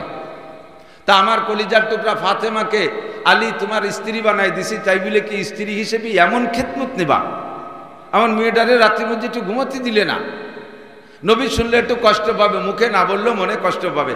আর নবী একটু কষ্ট পাইলে আমার দুনিয়া শেষ, খসিরাত দুনিয়া ওয়াল আখিরা, আমার ইহকাল পরকাল শেষ। হযরত ফাতেমাকে জড়িয়ে ধরে বলছে, ফাতেমা তুমি আজকে আমার কাছে একটা ওয়াদা করতে হবে, জীবনেও কোনোদিন তোমার আব্বার কাছে আজকে যা আমাকে পানি খাওয়ানোর জন্য সারা রাত দাঁড়িয়েছিলে এটা বলতে পারবা না। তো হযরত ফাতেমা বললেন, এটা আমার বলার প্রয়োজন কি? আমি কেন বলবো? আপনি এই কথা স্মরণ করায় দিচ্ছেন, স্মরণ করায় দিলি তো আবার বলা লাগে। আন্নাসু হারিসুন ফিমা মুনিয়া, মানুষের স্বভাব যে জিনিস নিষেধ করে সেই জিনিসের পর লোভ হয় বেশি, ঠিক না? আমার এই গামছাহান এই জায়গা রয়েছে, এতক্ষণ খেয়াল করেন না, এর মধ্যে এখানে থুইয়া যদি কয় এই ছেলে এই গামছা সরাবি না, ওর নিচে যা আছে দেখবি না, ওরে এখন থেকে ওয়াজের শেষ পর্যন্ত মাথার মধ্যে খারাপ শক্তি থাকবে যে ওর নিচে কি যেন আছে, যা গৌলিটা একবার দেখে যাবো। এটা হলো মানুষের স্বভাব। তা আমার তো মনেই ছিল না যেটা আব্বার কাছে বলতে, আপনি নিষেধ যখন করলেন তখন এখন থেকে আমার ভিতরে ব্যস্ততা শুরু হবে, আব্বার কাছে তাহলে বলতে হবে। কি সমস্যা হয়েছে কি? কয় না তুমি বলো, বলবা কি না? কয় বলবো কেন, আপনি স্বামী আমার কাছে খেদমত পাবেন, আমি তাই করছি, তা বলার কি আছে? কয় না, যদি তুমি কোনোদিন বলে ফেলো যে আমি একদিন স্বামীর খেদমতে এই করেছি আব্বা, তাহলে তোমার আব্বা শুনে আমার পর রাগ করবে, তুমি ওয়াদা করো। হযরত ফাতেমা স্বামীকে সান্ত্বনা দেওয়ার জন্য ওয়াদা করলেন, আমি জীবনেও বলবো না, লান আকুল, আমি কোনোদিন বলবো না আব্বার কাছে। তো হযরত আলী যখন নিরাপদ হলেন যে স্ত্রী বাপের কাছে বলবে না, মনটা একটু ভালো লাগতেছে, উনি শান্ত মিজাজে আল্লাহর কাছে দোয়া করলেন, আল্লাহ তুমি আমার ফাতেমাকে আল্লাহুম্মা জাআলহা সাইয়্যিদাতান নিসাই আহলিল জান্নাহ, আল্লাহ তুমি আমার ফাতেমাকে জান্নাতি নারীদের নেত্রী বানায় দাও। কোন সুবহানাল্লাহ। দোয়া করছেন কে? স্বামী হযরত আলী রাদিয়াল্লাহু তাআলা। যাবে না আবার আসলো কি লেখি দেখি। আল্লাহ খেয়াল করতেছেন? হযরত আলী দোয়া করছেন, দোয়া করে মসজিদে গেছেন, তারপরও আলীর ভিতরে সন্দেহ কাটতেছে না। আরে যদিও ফাতেমা না বলে, তাহলে বলার সাংবাদিক নবীর পাকের কাছে সাংবাদিক আছে না নাই? মা ইয়ান্তিকু আনিল হাওয়া ইন হুয়া ইল্লা ওয়াহিয়ুহা, নবী পাক যা যখন বলেন আসমান থেকে সাংবাদিক সংবাদ পৌঁছে দেয়, সেই হিসেবে বলে। তা আসমানি সাংবাদিক তো আছে, ফাতেমা না বললেও যদি জিবরাইল এসে কইয়ে দেয়, তাহলে আমার এই সাহাবাদের ভিতরে অ্যারেস্ট করলে আমি কি বলবো, কি জবাব দেব? অন্যদিন ফজরের নামাজ পড়ে সামনে বেশিক্ষণ বসে থাকে, ইশরাকের নামাজ না পড়ে মসজিদ থেকে আসেন না। আর আজকে সালাম ফিরানোর সাথে সাথে হযরত আলী বেরোয় চলে গেছে। আল্লাহু আকবার। তো বেরোয় যাওয়ার পরে নবী পাক পিছনের দিক যখন ফেরছে, হাজী সাহেব যারা গিয়েছেন মদিনায় তারা দেখেছেন মসজিদে নববীতে একটা গেট আছে, বিভিন্ন গেটের বিভিন্ন নাম। একটার নাম আছে বাবে ওমর, ওমর নামে একটা গেট আছে। ওই গেটের উপরে লেখা আছে ওমর ইবনে খাত্তাব রাদিয়াল্লাহু তাআলা আনহু। হাদিসের মধ্যে আসছে ওই গেটে ওমর রাদিয়াল্লাহু তাআলা লেখা, এটা হুজুরের জামানাত থেকে। ওই গেটের গায়ে দূর থেকে শয়তান মদিনায় যাওয়ার চেষ্টা করে, দূরের থেকে যখন হযরত ওমরের নাম লেখা দেখে, ইয়াফিরু শয়তানু ওয়ায়াজরিতু জুরাতান, শয়তানে ওমরের নাম দেখে ভয়তে বাই ছাড়তি বলায়। এই গেটের নাম হলো বাবে ওমর। আরেকটা গেটের নাম আছে দারুস সালাম, যেই গেট দিয়ে হুজুর আলাইহিস সালাতু ওয়াস সালামের রওজার দিকে ঢুকতে, এর নাম হলো দারুস সালাম, বাবে দারুস সালাম বলে। এই গেট দিয়ে ঢুকতে হয় হুজুরের দিকে। আর ওই পাশে আর একটা গেট আছে, তার নাম হলো বাবে জিব্রাইল। এই বাবে জিব্রাইল ওই সময় থেকে নাম রাখা। হুজুর সালাম ফিরানোর পরে দেখে ওই গেটে হযরত জিবরিল আলাইহিস সালাতু ওয়াস সালাম দাঁড়ানো। জিব্রাইল ওখান থেকে সালাম দিয়ে হুজুরকে হাতছানি দিয়েছে। হুজুরও আশ্চর্য হয়ে গেছে। বিভিন্ন সময় জিব্রাইল আসে, তবে এই রকম সময়তে এত ভোরে তো জিব্রাইলকে কোনো সময় আসতে দেখি নেই। আজকে এত ভোরে কেন আসলেন? নিশ্চয়ই কোনো দুর্ঘটনা ঘটছে, সামনে কোনো ঘটনা ঘটবে, কোনো দুঃসংবাদ সুসংবাদ নিয়ে আসছে। হুজুর হতভম্ব হইয়া জিব্রাইলের দিকে তাকাইছে। জিব্রাইল বলে লা তাহজান ইয়া রাসূলুল্লাহ, হুজুর টেনশন করেন না, তাহলে একটু কাছে আসেন। কাছে ডাইকে নিয়ে গেটের কাছে নিয়ে বলতেছে, হুজুর একটা সুসংবাদ নিয়ে আসছি, আল্লাহ পাক একটা সুসংবাদ আমাকে দিয়েছে। এই সুসংবাদটা দিনের যে কোনো সময় আপনাকে বললেই চলতো, আল্লাহ আমাকে পুরো দিনের কন্ট্যাক্ট দিয়েছে, আজকে দিনে তুমি এই সুসংবাদটা যে কোনো সময় আমার নবীর কাছে পৌঁছাবা। কিন্তু এমন দারুণ সুসংবাদ, এই সুসংবাদ নিয়ে আমি বিকেল পর্যন্ত আর অপেক্ষা করতে পারি না, আমি একটু তাড়াতাড়ি চলে এসেছি। হুজুর বলেন কি সুসংবাদ? কয় যে হুজুর আজকে রাত্রে আপনার ফাতেমা আর আলীর মধ্যে এমন একটা ঘটনা ঘটছে, এই ঘটনার পরে ফজরের সময় মসজিদে আসার আগে হযরত আলী ফাতেমার জন্য দোয়া করছে, সেই দোয়া আরশে আজিমের মালিক কবুল করে ফেলাইছে। ফাজআলাল্লাহু ফাতেমাতা সাইয়্যিদাতা নিসাই আহলিল জান্নাহ, আল্লাহ তাআলা আলীর দোয়ায় আপনার ফাতেমাকে জান্নাতি নারীদের নেত্রী ঘোষণা দিয়েছেন। আপনার ফাতেমা জান্নাতি নারীদের নেত্রী। আল্লাহু আকবার। তো হুজুর এই খবর শুনিয়া আর দেরি করতে পারে নাই, হুজুরও খুশিতে বাগবাগ। আলী তো বাড়ি যাইয়ে ঘরের মধ্যে যে ডুয়ে বসে রয়েছে ভয়তে, যে যদি জিবরাইল বলি দেয় আর এই মানুষের মধ্যে আমার হুজুর ধরি বসে। তো হুজুর ওই জায়গায় সাহাবায়ে কিরামদেরকে বললেন, আলাইকুম বিল মাকাম, যে যেখানে আসো ইজলিসু আলা মাকানিকুম, যার যার জায়গায় বসে থাকো ওখান থেকে নড়াচড়া করুন, আমি আসতেছি, কথা আছে। এই খবর এনাদেরকেও শোনাবে তো, এই জন্যে আগে জায়গা মতো কই আসি। হুজুর ওখান থেকে চলে গেছেন। হাজী সাহেব যারা গিয়েছেন তারা দেখেছেন, না গেলে যারা কোনোদিন ভবিষ্যতে যাবেন দেখবেন একটা জায়গা আছে, ওই জায়গাটার নাম মসজিদে নববীর দক্ষিণ দিকে। ওখানে ছোট্ট একটা মসজিদ ছিল, গতবার যে দেখলাম ওই মসজিদটা ভেঙে ফেলাইছে, অন্য কিছু বানাইছে, এটার নাম ছিল মসজিদে আলী। হযরত আলী রাদিয়াল্লাহু তাআলার বাড়ি ছিল ওখানে। পরবর্তীতে আলীর বাড়ির পরে ওই জায়গায় ছোট্ট একটা পাঞ্জেগানা মসজিদ বানানো ছিল। আমি প্রথম 13 সাল 15 সাল 19 সাল এ সময় যে দেখছি, গত বছর ভেঙে ফেলেছে দেখছি। তো এই জায়গা হযরত আলীর বাড়ি, এখান থেকে ওই বাড়ি পর্যন্ত ফাঁকা জায়গা, এখনো ফাঁকা। এখন আছে ছাতি, দেখেন না যে ছবিতে দেখেন তো, শাপলা ফুলের মতো ছাতি বন্ধ হয় ফোটে, এই ছাতি দিয়ে ভরা। এরপরে পার্ক আছে, ফাঁকা জায়গা। হুজুর ওই জায়গাতে আলীর বাড়ির দিকে হেঁটে যাচ্ছে, আলী ঘরের ভিতরে উকি মারিয়ে দেখে যে নবী আসতেছে। তখন আলী বুঝে ফেলাইছে কাম সারা, এ খবর পৌঁছে গেছে জায়গা মতো। ঘরের থেকে বেরোইয়া পিছনে যাইয়া লুকায় রয়েছে ভয়তে। হুজুর আইছে আমাকে সামাসামি ধরবে, আমি যে ভয় পাচ্ছিলাম সেই ভয়ই আমার ধরে ফেলাইছে। ঘরের থেকে বেরোইয়া পিছনে যে পালায় রয়েছে। হুজুর ঘরের দরজায় যাইয়া পর্দা টানানো, দরজায় যে সালাম দিয়ে বলছে, আসসালামু আলাইকুম আপিল বাইতে ফাতেমা, ওমা ফাতেমা ঘরে আসো? জি আব্বাজি আসি। আইনা আলী? আলী কোথায়? আলী তো পিছনেতে শুনতেছে। আলীর ছেলেটা শুরু হয়ে গেছে ভয়তে, আল্লাহ সর্বনাশ করছে। তো ডেকে বলছে, মা একটু এদিকে আসো, বাইরে আসো। ফাতেমাকে ডেকে নিয়ে বলতেছে, আজকে রাত্রে তোমার আর আলীর মধ্যে কি ঘটনা ঘটছে মা? যা চিন্তা করতেছে হুবহু তাই জিজ্ঞাসা। আলীও বসতে শুনতেছে আর কাঁপতি তালে রয়েছে। ওরে আল্লাহ, আর আমার মুখ দেখানোর কায়দা নাই, কি জন্য গমের মধ্যে পানি চাতি গেলাম, পানি কি খাই থাই না কোনোদিন, এই টেনশনে কাঁপতিছে। হযরত আলীও বসতে কাঁপতিছে আর ফাতেমা সামনে আসছেন। তো ফাতেমা আসার পরে হুজুর বলতেছে, দুজনের মধ্যে কি ঘটছে মা? তো ফাতেমা বলতেছে, আব্বাজি আগে একটা ফতোয়া দেন। কি ফতোয়া? কয় একই বিষয় স্বামী নিষেধ করছেন আর ওই বিষয়ে আব্বা আদেশ করছেন, এ জায়গা স্বামীর হুকুম অগ্রাধিকার রাখে নাকি আব্বার হুকুম অগ্রাধিকার রাখে? আগে ফতোয়া দেন, তারপরে আমি বলবো। একই বিষয় স্বামী নিষেধ করে আর আব্বা আদেশ করে, একই বিষয়, তাহলে এই জায়গা কার হুকুম মানা আমার জন্য ফরজ? কয় আব্বার চাইতে স্বামীর হুকুম মানা ফরজ। আব্বাটা কোন আব্বা? বিড়ি খাওয়া আব্বা, গাঁজা খাওয়া আব্বা, সুদখোর আব্বা, দাড়ি কাটা আব্বা, বেনামাজি আব্বা, সৈয়দুল মুরসালিন, রহমাতুল্লিল আলামিন, শাফিউল মুজনিবিন, সমস্ত গুনাহগারের সুপারিশগার, ইমামুল আম্বিয়া ওয়াল মুরসালিন, লাউলাহুমা খালাকাল আফলাকা খালিকুহা, লাউলাহুমা খারাজাল ইনসানু মিন আদামি। যে নবীকে না বানাইলে আদম আলাইহিস সালাম থেকে নিয়ে কিয়ামত পর্যন্ত একজন মানুষকে বানাইতেন না, যে নবীকে না বানাইলে 2.5-3 লক্ষ নবী রাসূলকে আল্লাহ বানাইতেন না, সেই নবী আব্বা।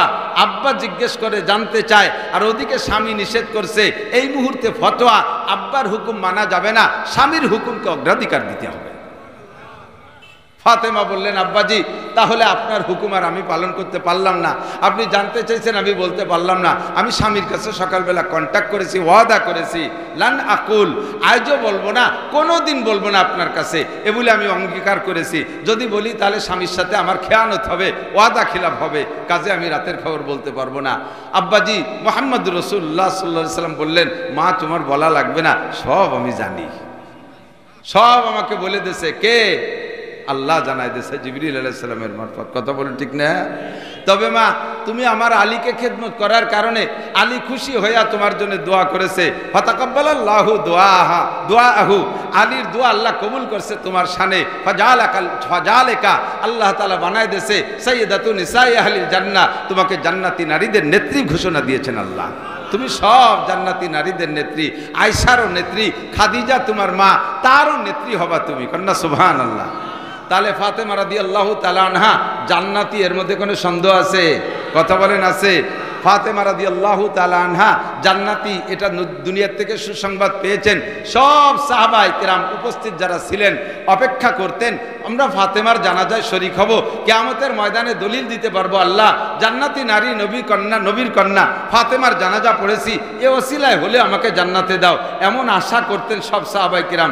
সেই ফাতেমা স্বামীকে ওসিয়াত করেছেন, আমি যদি রাত্রে মারা যাই রাত্রেই দাফন করবেন, সকাল পর্যন্ত অপেক্ষা করবেন না।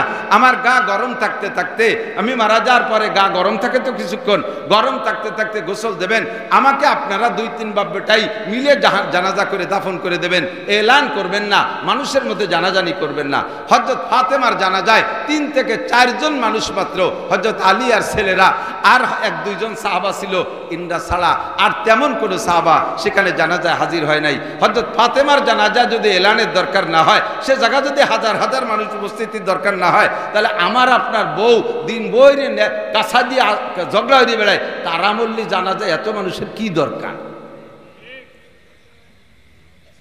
কয় বেশি মানুষ হলে দোয়া বেশি করবে, দোয়ায় যদি কাম হয় সব দোয়া। এদিক তাকান, ফাতেমা রাদিয়াল্লাহু তাআলা আনহাকে দাফন করার পরে এক সাহাবা কবরের পাশে দাঁড়িয়ে কবরকে বলতেছে, হে কবর তুমি কি জানো আজকে তোমার মধ্যে কাকে রাখা হলো?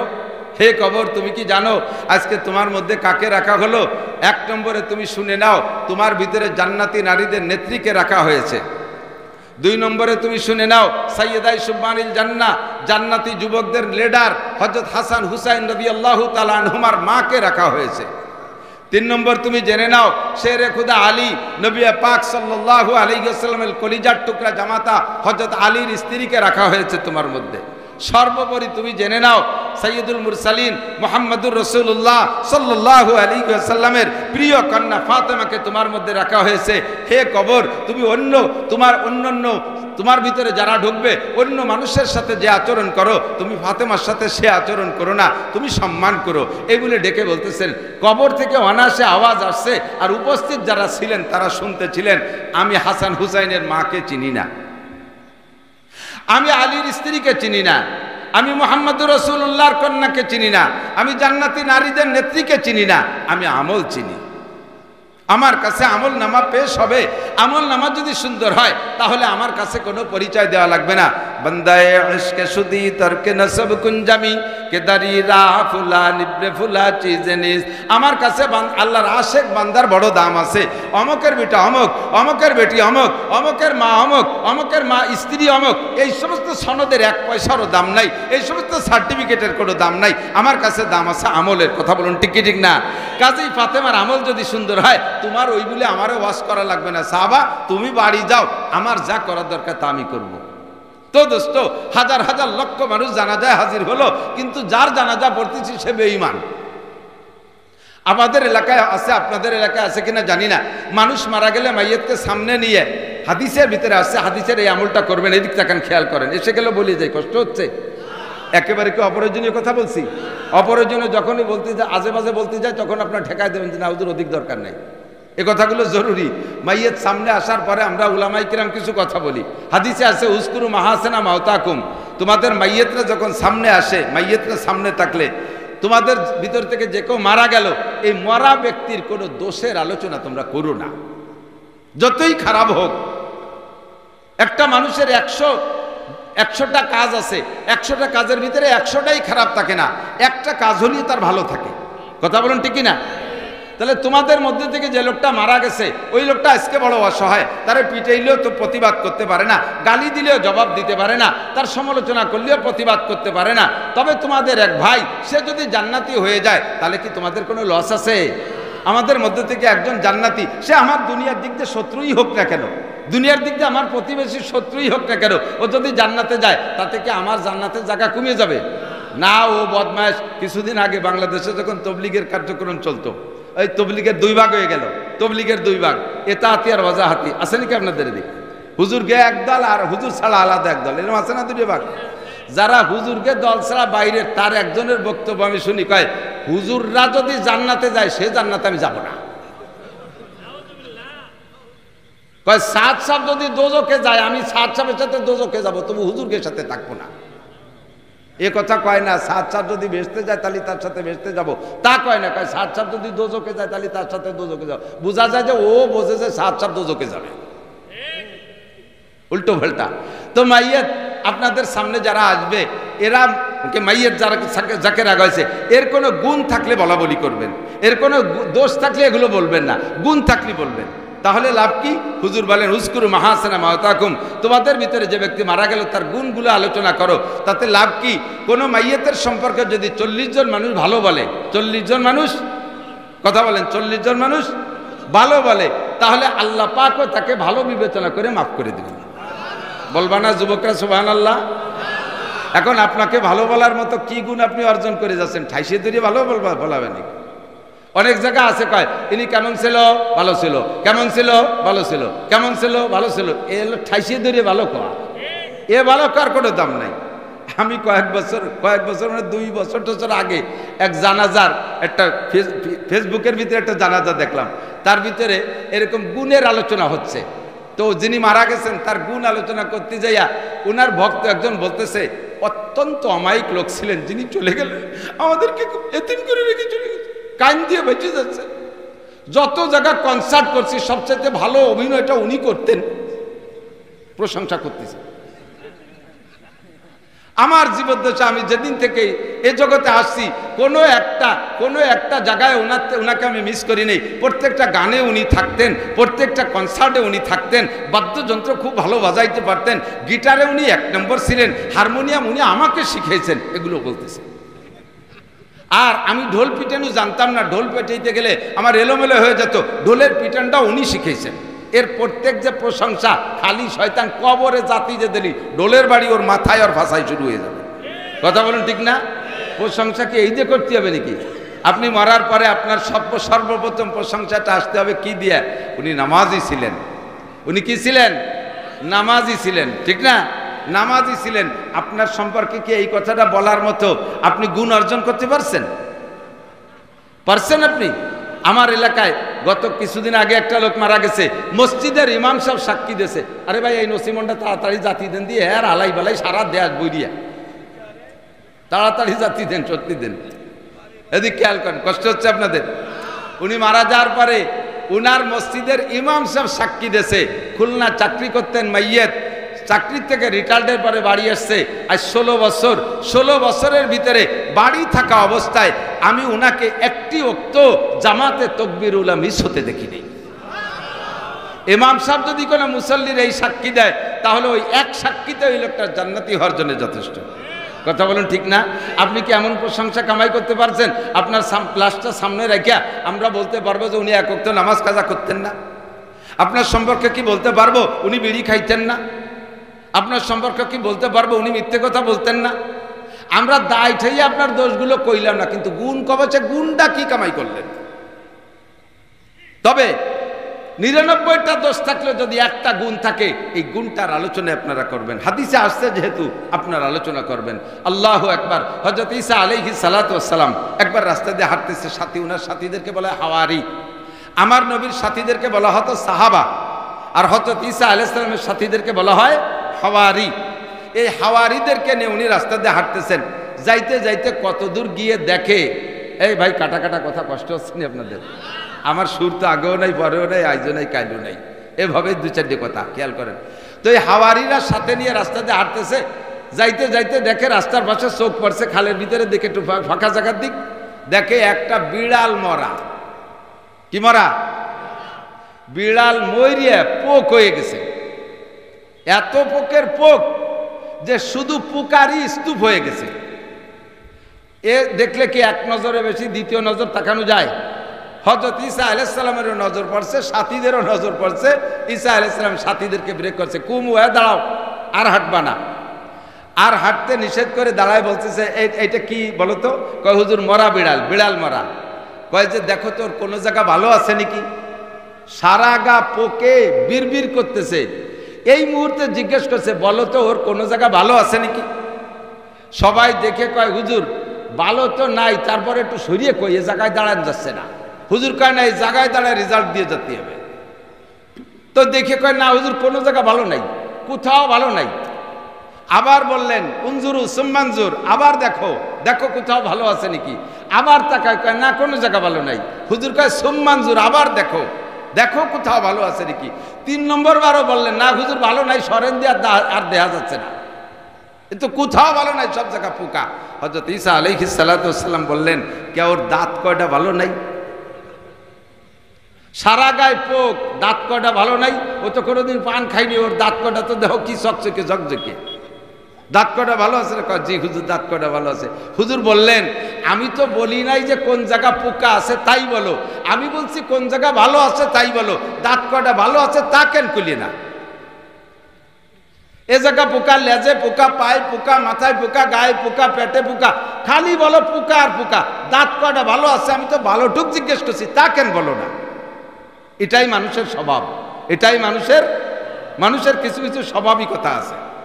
আমারে দেখতেছে সামনে উপস্থিত, আমি মাহফিলে চলে আসছি, একজন এসে কয় হুজুর আসছেন?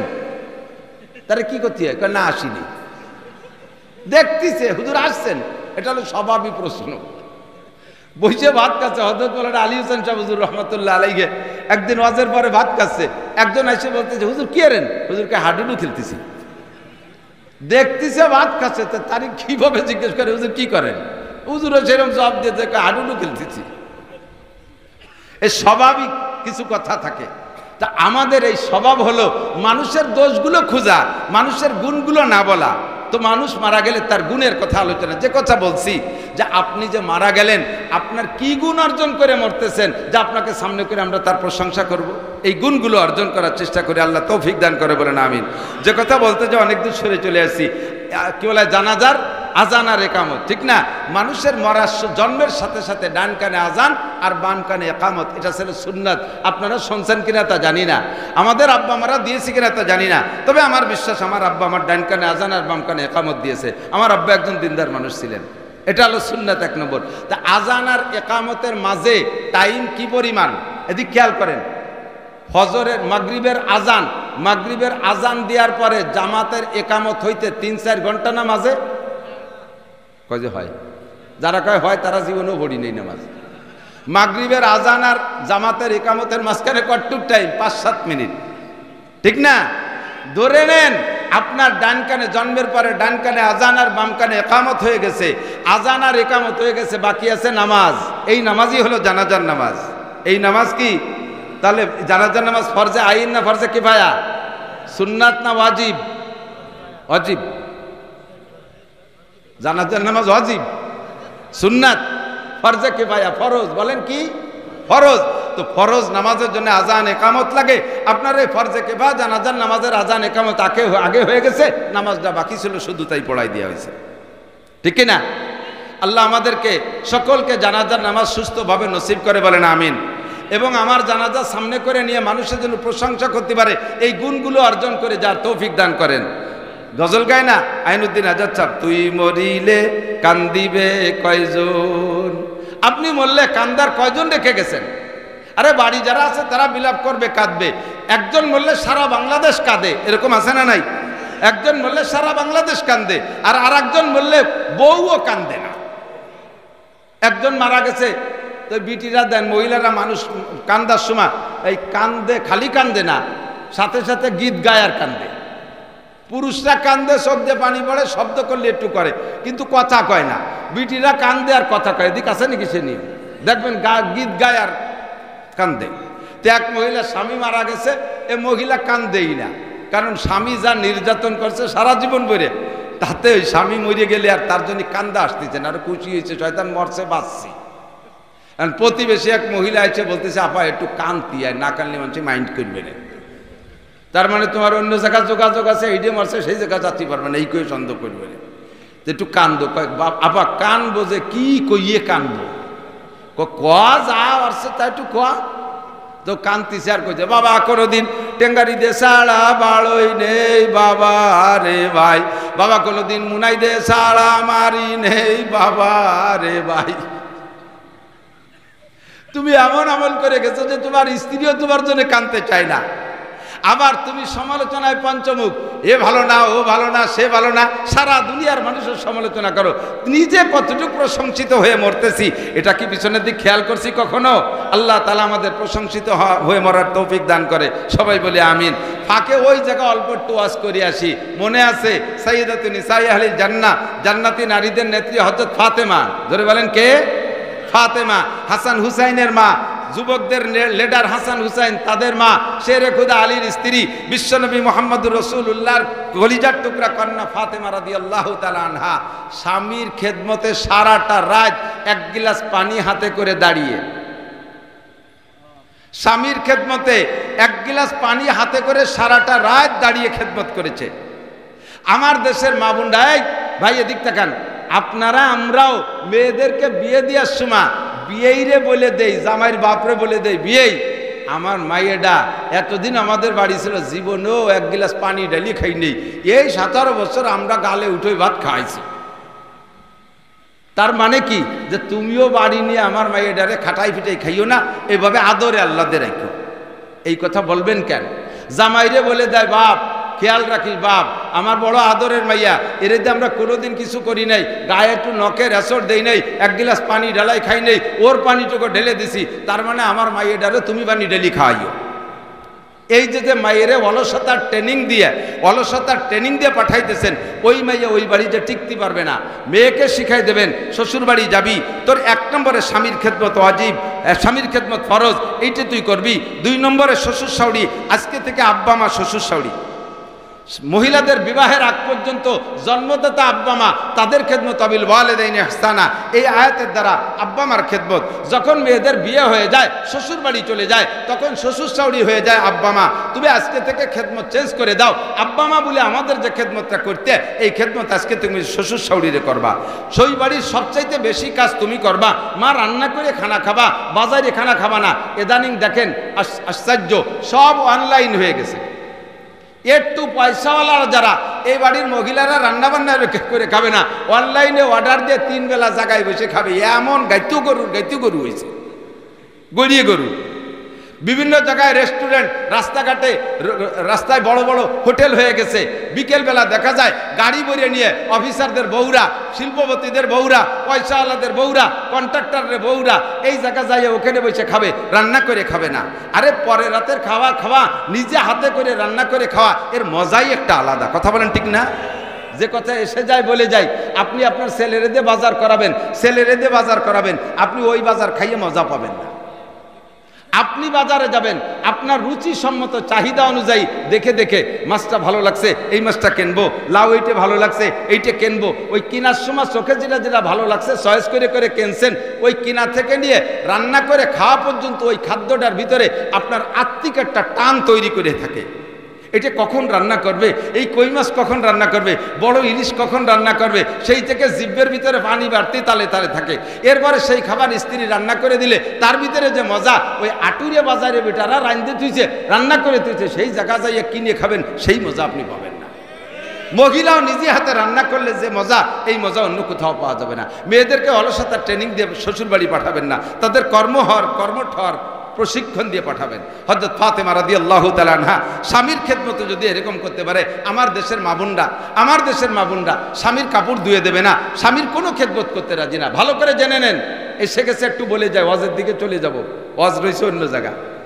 ছোট্ট করে বলে যাই, স্বামীর খেদমতে আপনি মারা ন্যূনতম হাত্তা লুকমাতে ফিহে, যদি কোনো মহিলা তার স্বামীর মুখে একটা কুল বরই, একটা কমলা লেবুর দানা, একটা ডালিমির দানা, এক লুকমা খাবার স্বামীর মুখে মহাব্বতের সাথে তুলে খাওয়ায় দেয়, তাহলে ওই মহিলার আমল নামায় 7 ভরি স্বর্ণ আল্লাহর রাস্তায় সদকা করে দিলে যেই নাকি সেই নাকি আল্লাহ তাআলা দিয়ে দেয়। মহিলাদের ইনকাম করে একেবারে সহজ, পরিশ্রম কম, পারিশ্রমিক বেশি। মুহাব্বত করে স্বামীর একটু হালকা খেদমত, স্বামী রাত্রে শুয়ে আছে, মাথার মধ্যে চুলের মধ্যে আঙ্গুল ঢুকাই দিয়ে হালকা হালকা একটু মেসেজ চাপ দিচ্ছে, স্বামী আরামে ঘুমাক।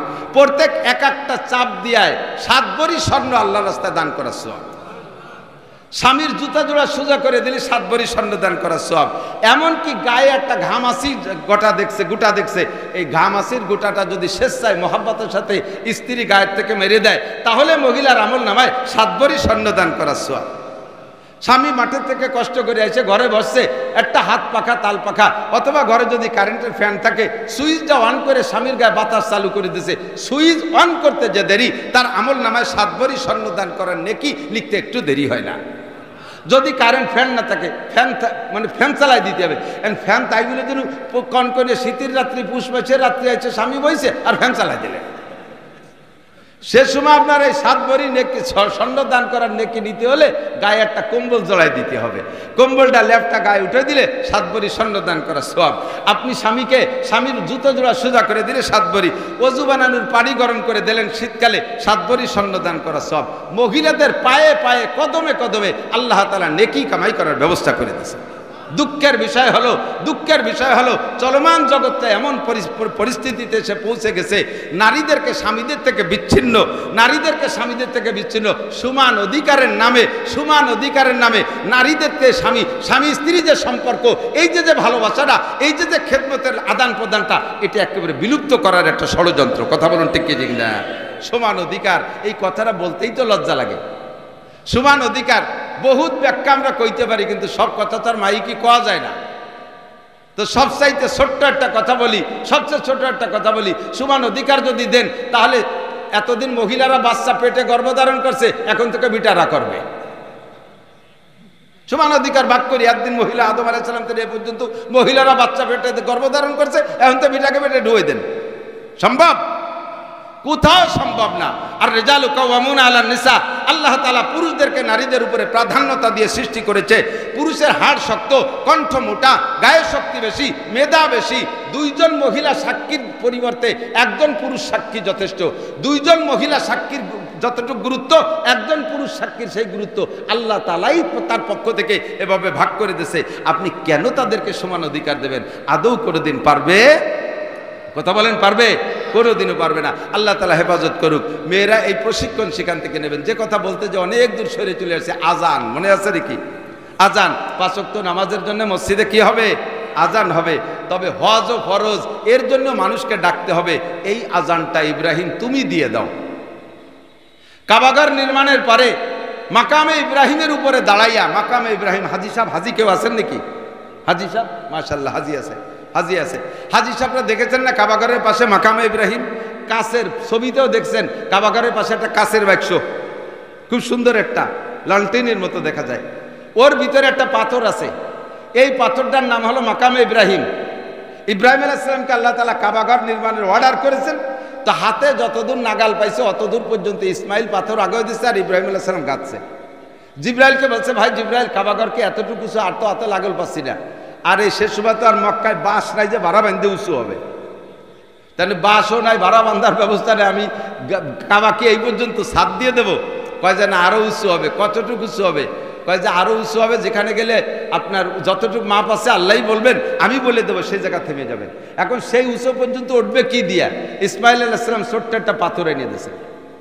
এই পাথরের উপরে দাঁড়াইয়া আর একটা পাথর গাঁথা যায়, একটু একটা, মেলা বড় পাথর না, ছোট্ট একটা পাথর। এই পাথরের উপরে দাঁড়াইছে। আরে ভাই খেয়াল করেন, মানুষের গায়ে কত ওজন হইলে আর পাথর কত নরম হইলে মানুষ পাথরের উপরে দাঁড়াইলে পাথরের উপরে পায়ের ছাপা পড়তে পারে? পাথর কি এরকম নরম হতে পারে? মানুষ কি এত ওজনওয়ালা হতে পারে যে পাথরের উপরে দাঁড়াইলে পাথরের ভিতরে পাও ডেবে যাবে? ইব্রাহিম আলাইহিস সালামের পায়ের দাগ ওই পাথরের উপরে দাঁড়াইছে, পায়ের মধ্যে পাথরের ভিতরে পাটা বসে গেছে, এখনো পর্যন্ত সে পায়ের দাগ সেখানে আছে। বহুবার দেখার তৌফিক দিয়েছে আল্লাহ তাআলা। আপনিও যাবেন, দেখবেন হাজিরা তওয়াফের পরে ওই জায়গা যায় 2 রাকাত নামাজ পড়তে হয়, মাকাম ইব্রাহিম এই জায়গা। তো এই ইব্রাহিম আলাইহিস সালাম যখন ওই পাথরের উপরে দাঁড়ায় দাঁড়ায় গাঁথতেছে, চতুর্দিকে একটা করে পাথর গাঁথা হয়েছে। এখন কয় ভাই জিবরাইল আরো কি উপরে গাঁথতে হবে? বলে হ্যাঁ। কয় তা উঠবো কি করে? এই পাথরটাকে আল্লাহ তাআলা কুদরতি লিফট বানায় দিয়েছে। কোন সুবহানাল্লাহ। আপনাকে উঁচু করবে আর আপনি গাঁথবেন, পাথর যে জায়গায় যে থামিয়ে যাবে ওই পর্যন্ত গাঁথা শেষ। বর্তমান কাবাঘরের যে উচ্চতা আছে, ইব্রাহিম আলাইহিস সালামের সময় এই উচ্চতাই ছিল।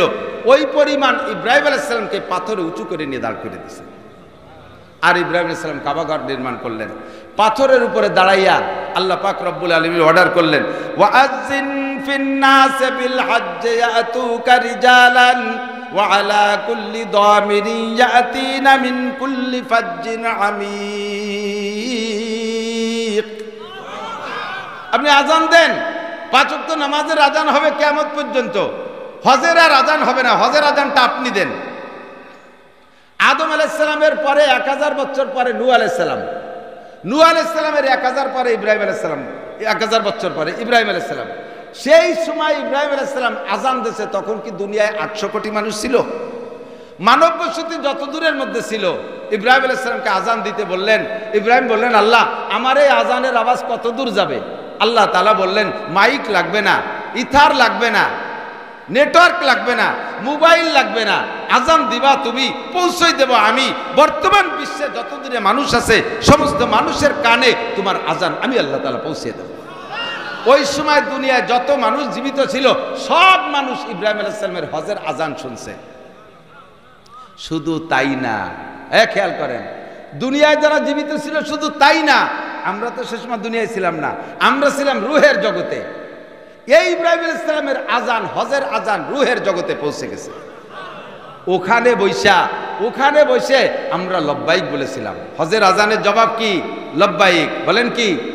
আরেকবার বলবেন না জোরে? হাজী সাহেবরা হজে যাইয়া কি বলে? আমরা একটা তলবিয়া পড়ে নেই, যদি আমাদের এই আন্তরিক তলবিয়াটা আল্লাহ কবুল করে তাহলে মরার আগে একবার হজ নসিব হয়ে যেতে পারে। লব্বাইক আল্লাহুম্মা লব্বাইক, লব্বাইক লা শারীকা লাক লব্বাইক, ইন্নাল হামদা ওয়ান নি'মাতা লাকা ওয়াল মুলক লা শারীকা লাক। আল্লাহু আকবার। এই লব্বাইক আমরা রুহের জগতে ইব্রাহিম আলাইহিস সালামের আজান শুনে জবাব দিয়েছিলাম। তবে সবাই না। এদিনও রুহের জগতে থাকে অনেকে আলসেমি আছে, আজানের উত্তর দেয়নি। যেমন এখন মসজিদে আজান হয়, এই চার দোকানে বসে বসে গাট্টু মেরে বিড়ি খাতি, তাহলে তো একদল আছে না কিছু আল্লাহওয়ালা, ওরা খুব দিনদার। ওই জায়গা থেকে ইব্রাহিম আলাইহিস সালামের হজের আজানের জবাব যারা দিয়েছেন, খেয়াল করেন, যারা হজের আজানের জবাব দিয়েছেন, দুনিয়ায় আসার পরে যত গরিব হন, যত অভাবী হন, মক্কা থেকে যত দূরে আপনার বাড়ি হোক না কেন, মরণের আগে একটা বার হলে আপনি হজ অথবা উমরা করতে পারবেন। ওখানে থেকে যারা লব্বাইক বলেছে, ও জায়গা কেউ 10 বার লব্বাইক বলছে, কেউ 20 বার বলছে, কেউ 50 বার লব্বাইক বলছে। যে কয়বার লব্বাইক বলছে সে সেই কয়বার হজ উমরা করতে পারবে। ভাই তা আল্লাহ হাতে ধরে আমাকে ঠগাইছে, বাংলাদেশে পাঠালো, আমাকে যদি মক্কায় পাঠাতো তাতে আমরা লব্বাইক করে ডালি দিতাম। এই লব্বাইক আমরা হজ করতে পারতাম। আরে ভাই, আমি মক্কাতে অনেকবার গেছি, বহু মক্কি, বহু সৌদিয়ান আজও পর্যন্ত হজ করে নাই। বাড়ি সৌদি আরবে, আজও হজ করতে পারে নাই। আরে সৌদি হলেই হজ করা যায় না, হজের কপালে থাকতে হবে। অথচ বাঙালি বহুত গরিব আছে। এই রমজানের আগের রমজানের পরে, এই রমজান গেল, তার গত রমজানের পরে আমি আমার 2 ছেলেরে নিয়ে গেছি উমরায়। আমাদের সাথে রূপসা ফেরিঘাটের একজন কুলি, জাহাজের থেকে মাল আনলোড করে, এই লোকটা আমাদের সাথে উমরায় গেছে। মদিনার থেকে যেদিন আমরা ব্যাক ফ্লাইটে আসবো, আগের রাত্রে শুনি যে উনি ফোনে কথা বলতেছে রূপসা ঘাটের সাথে। ওই রূপসার ঘাটের জিম্মাদার যে, সে বলতেছে তুমি কবে আসবা, একটা জাহাজ আসতেছে, এই জাহাজওয়ালারা আমাকে বলে রাখছে যে অমুক রেদে গাড়ি জাহাজ আনলোড করতে হবে, তুমি কি এসে পারবা? তো বলতেছে হ্যাঁ, আমি ইনশাআল্লাহ আগামীকালকে ব্যাক ফ্লাইটে আসবো, 2 দিন পরে আমি আইসা আপনাদের মাল আনলোড করে দেব। আগেও কুলি পরেও কুলি, ফাঁকে হজ করে আসছে, কিচ্ছু নাই, ভিটে বাড়ি ছাড়া কিচ্ছু, ভিটে ঠুক ছাড়া আর কোনো জায়গা জমি নাই। সারা জীবনের সাধনা আমি একবার চোখ দিয়ে কাবা ঘর দেখবো, সারা জীবনের সাধনা একবার আমি চোখ দিয়ে মুহাম্মদুর রাসূলুল্লাহ সাল্লাল্লাহু আলাইহি সাল্লামের রওজাটা দেখবো, এমন একটা শখ কি জীবনে হতে পারে না? रहे मेरा मस्कन हवालिए काबा, बने मेरा मदफन दियारे मदीना, वहाँ जलवा फरमा हयातुन नबी है, वही जायरी रे मज़ारे मदीना। साहिल से लगा दे मेरे इश्कों की सफीना, आंखों से दिखा दे मुझे मक्का व मदीना, आंखों से दिखा दे मुझे मक्का व मदीना।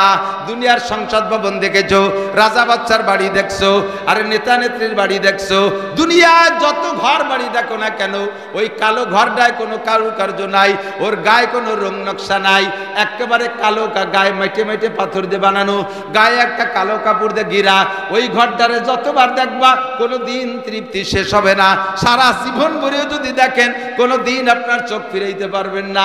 এমন একটা মজার একটা আকর্ষণ ওই কালো ঘরের মধ্যে রেখেছে, একটু যাওয়ার শখ হয় কার কার? সত্যি অনেকে হাত উঠেছে, টানাই পয়সা নাই, খালি খালি হাত উঠে উঠে লাভ কি? আল্লাহ যদি কবুল করে টাকা পয়সা লাগে না, ওই কুলি বেচারা সেও যাইয়া উমরা করে আসছে, বলেন আলহামদুলিল্লাহ। যাবেন তো?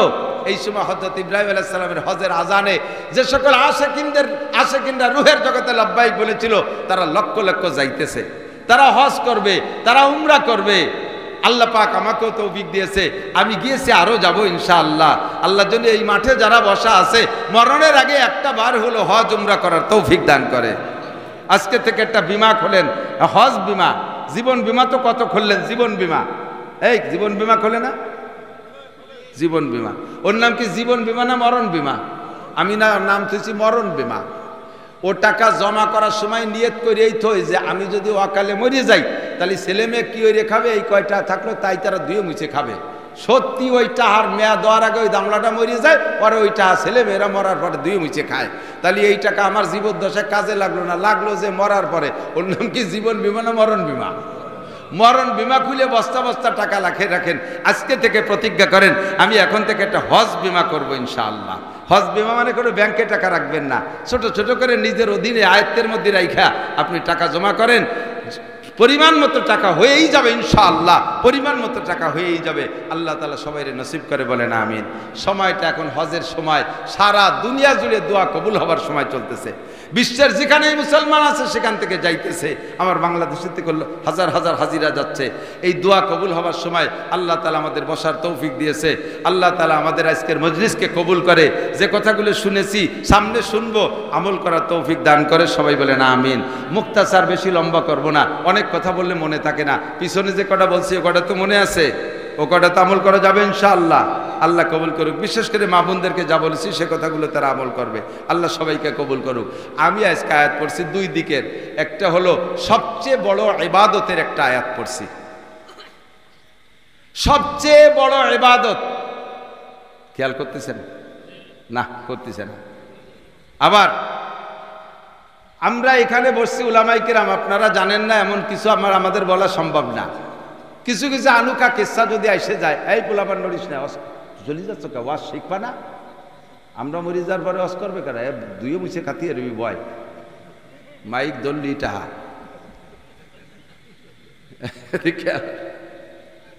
সবচেয়ে বড় ইবাদত, খেয়াল করেন। আবার বলি, দুনিয়ায় সবচেয়ে কঠিন কাজ কোনটা কেউ কি বলতে পারেন? জানা আছে? আমি একটা প্রশ্ন আপনাদের কাছে রাখছি, জানা থাকলে কেউ বলবেন সবচেয়ে কঠিন কাজ কোনটা? কে জানা থাকলে জানা মতে কয় যে হুজুর ওয়া কয়ে সারার কায়দা নেই, কোনটা কঠিন? আমি জানি সবচেয়ে কঠিন কাজ কোনটা। সবচেয়ে কঠিন কাজ লেখাপড়া। লেখাপড়ার চেয়ে কঠিন কাজ নাই। ছেলেটারা স্কুলে দিয়েছেন, দেখবেন 2-4 ক্লাস পড়ি আর পড়বে না। প্রাইমারি পড়লেও হাই স্কুলে যাওয়ার পরে 7-8 পরে আর পড়বে না। এর না পড়ার কারণে পিটাবেন, জান বেরোয় ফেলবেন মারতে মারতে, তবুও যাবে না স্কুল। স্কুল বাদ দিয়ে ইট বাটায় কাজ করবে, স্কুল বাদ দিয়ে 6 মিলি 30-40 সেফটি গাছ পেটে বাঁধায় ঠেলতে রাজি, তবু ভর্তি রাজি না।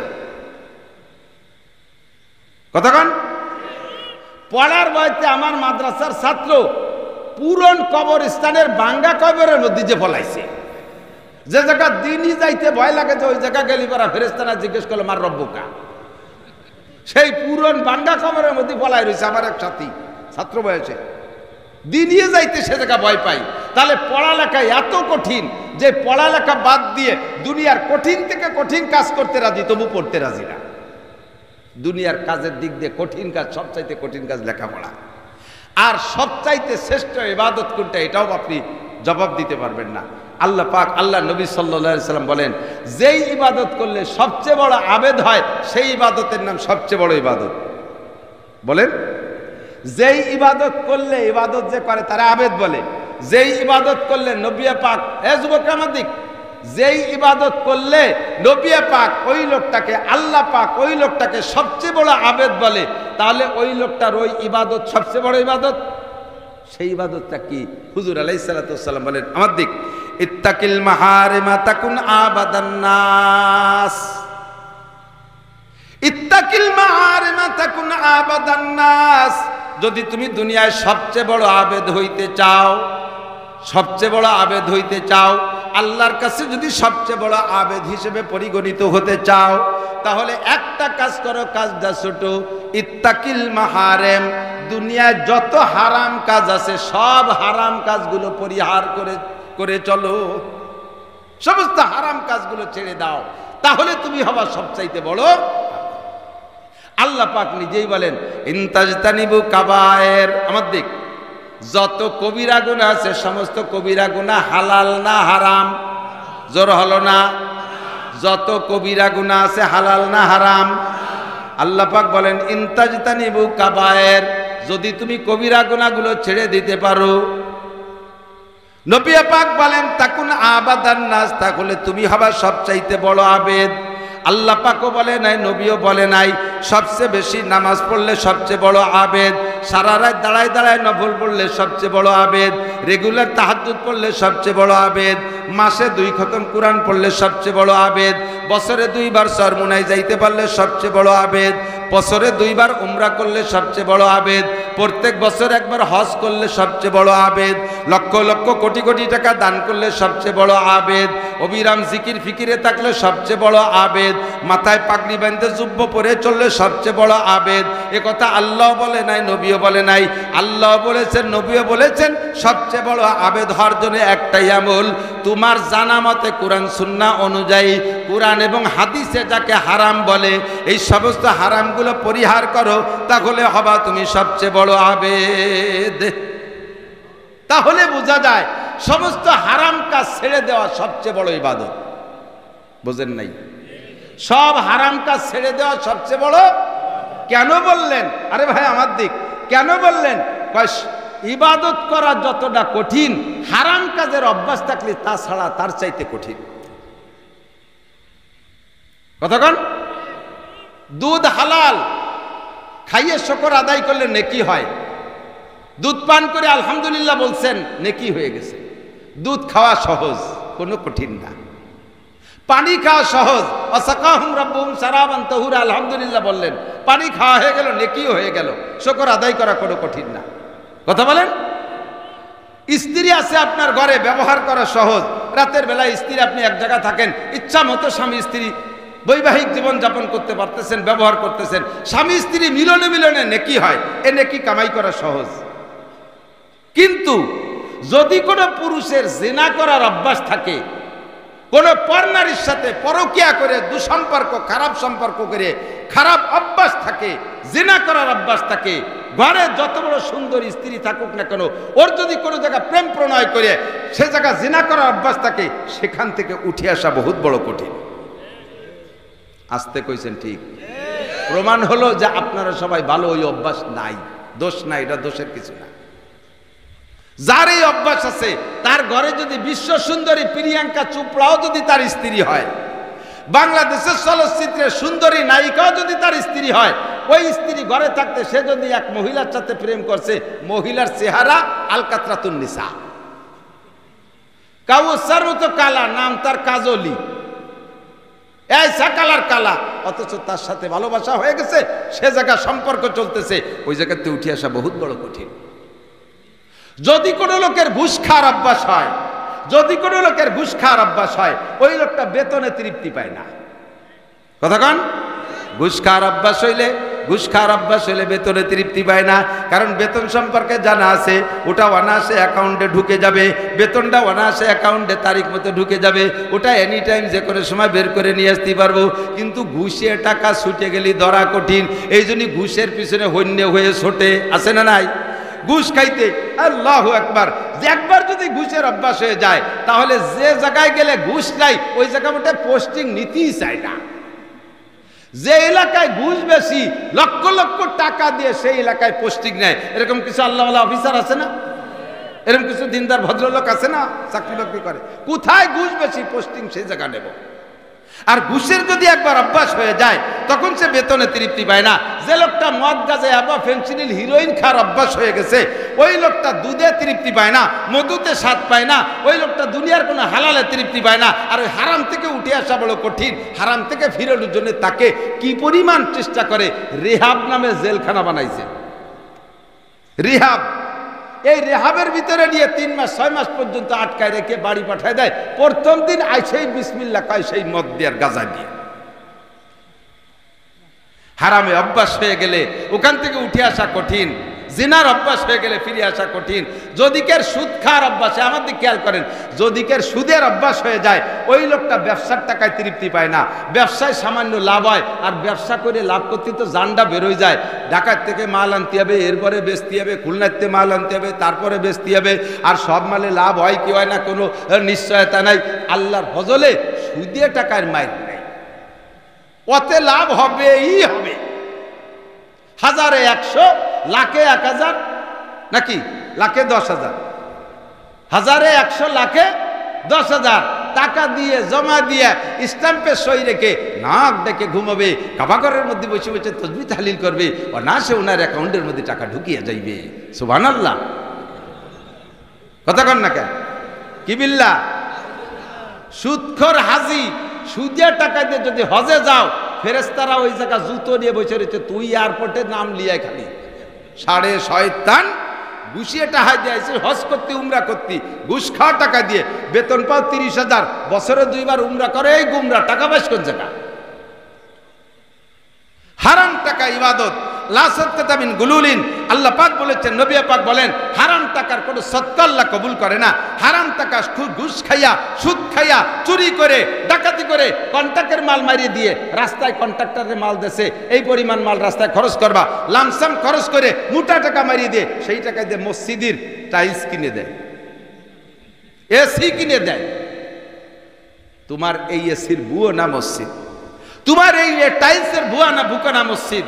আল্লাহ তোমার ধর্ম, আল্লাহর ধর্ম তোমার এই হারাম টাকার কাছে বুকা না। কথা বলুন ঠিক কি ঠিক না? এর জন্য হুজুর বলেন, ইত্তাকিল মাহারেম, যদি সবচেয়ে বড় আবেদ হইতে চাও, তাহলে হারাম কাজ ছেড়ে দাও। হারামের বহুত ক্লাসিফিকেশন আছে। আল্লাহ পাক বলেন, ইনতাজতানিবু কাবায়ের, যদি কবিরা গুনাহ ছেড়ে দিতে পারো, নুকাফির আনকুম সাইয়্যাতিকুম, তোমাদের সগীরা গুনাহ আমি আল্লাহ বিনা তওবায় ক্ষমা করে দেব। সগীরা গুনাহ ক্ষমা চাওয়ার জন্য তোমার তওবা করা লাগবে না, শুধু কবিরা গুনাহ পরিহার করলে তোমার সব সগীরা গুনাহ এমনি মাফ করে দেব। বলেন না সুবহানাল্লাহ? কিছু কিছু কবিরা গুনাহ সমাজে, এলাকায় সমকালীন পরিবর্তন হয়, এই জন্য বলা লাগে। এদিক খেয়াল করেন, মিথ্যে কথা বলা সগীরা না কবিরা? জোর হলো না? বলেন না একটু? আমি কেন বলাচ্ছি, কিয়ামতে যাতে অস্বীকার করতে না পারেন, হুজুরকে কাছে শুনি নেই, এমন ভাবে ব্যক্তি বেড়ে পড়বেন, কোনো দিনও শুনি নেই যে মিথ্যে কথা কলি কবিরা গুনাহ। আল্লাহ তুমি আমার চেনো না, আমি কত ভালো মানুষ, যদি জানতাম যে মিথ্যে কথা কবিরা, আমি কোনোদিন কই?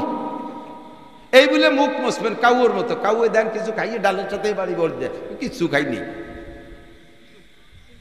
এই কাকের মতো মুখ মুছবেন যে কোনোদিন শুনি নেই। এই জন্য মস্ক করাই দিলাম। মিথ্যে কথা বলা সগীরা না কবিরা? গীবাত করা সগীরা না কবিরা? গীবাত বোঝেন? এই বিষয়টা একটু বুঝতে হবে। একটু কষ্ট করেন, একটু কষ্ট করেন, মুহাব্বতের সাথে একটু কষ্ট করেন। শুনবেন? গীবাত হলো আসাদ্দু মিনাজ জিনা। আগে বোঝেন গীবাত কারে কয়। আমি মাওলানা নাসির একটা অন্যায় করছি, আপনার সামনে ধরা পড়ে গেছি অন্যায়টা করে, আমি নিজেও লজ্জিত অন্যায়টা করে, আমি রাতের বেলা আল্লাহর কাছে ক্ষমা চেয়ে নিছি, তওবা করছি আমি।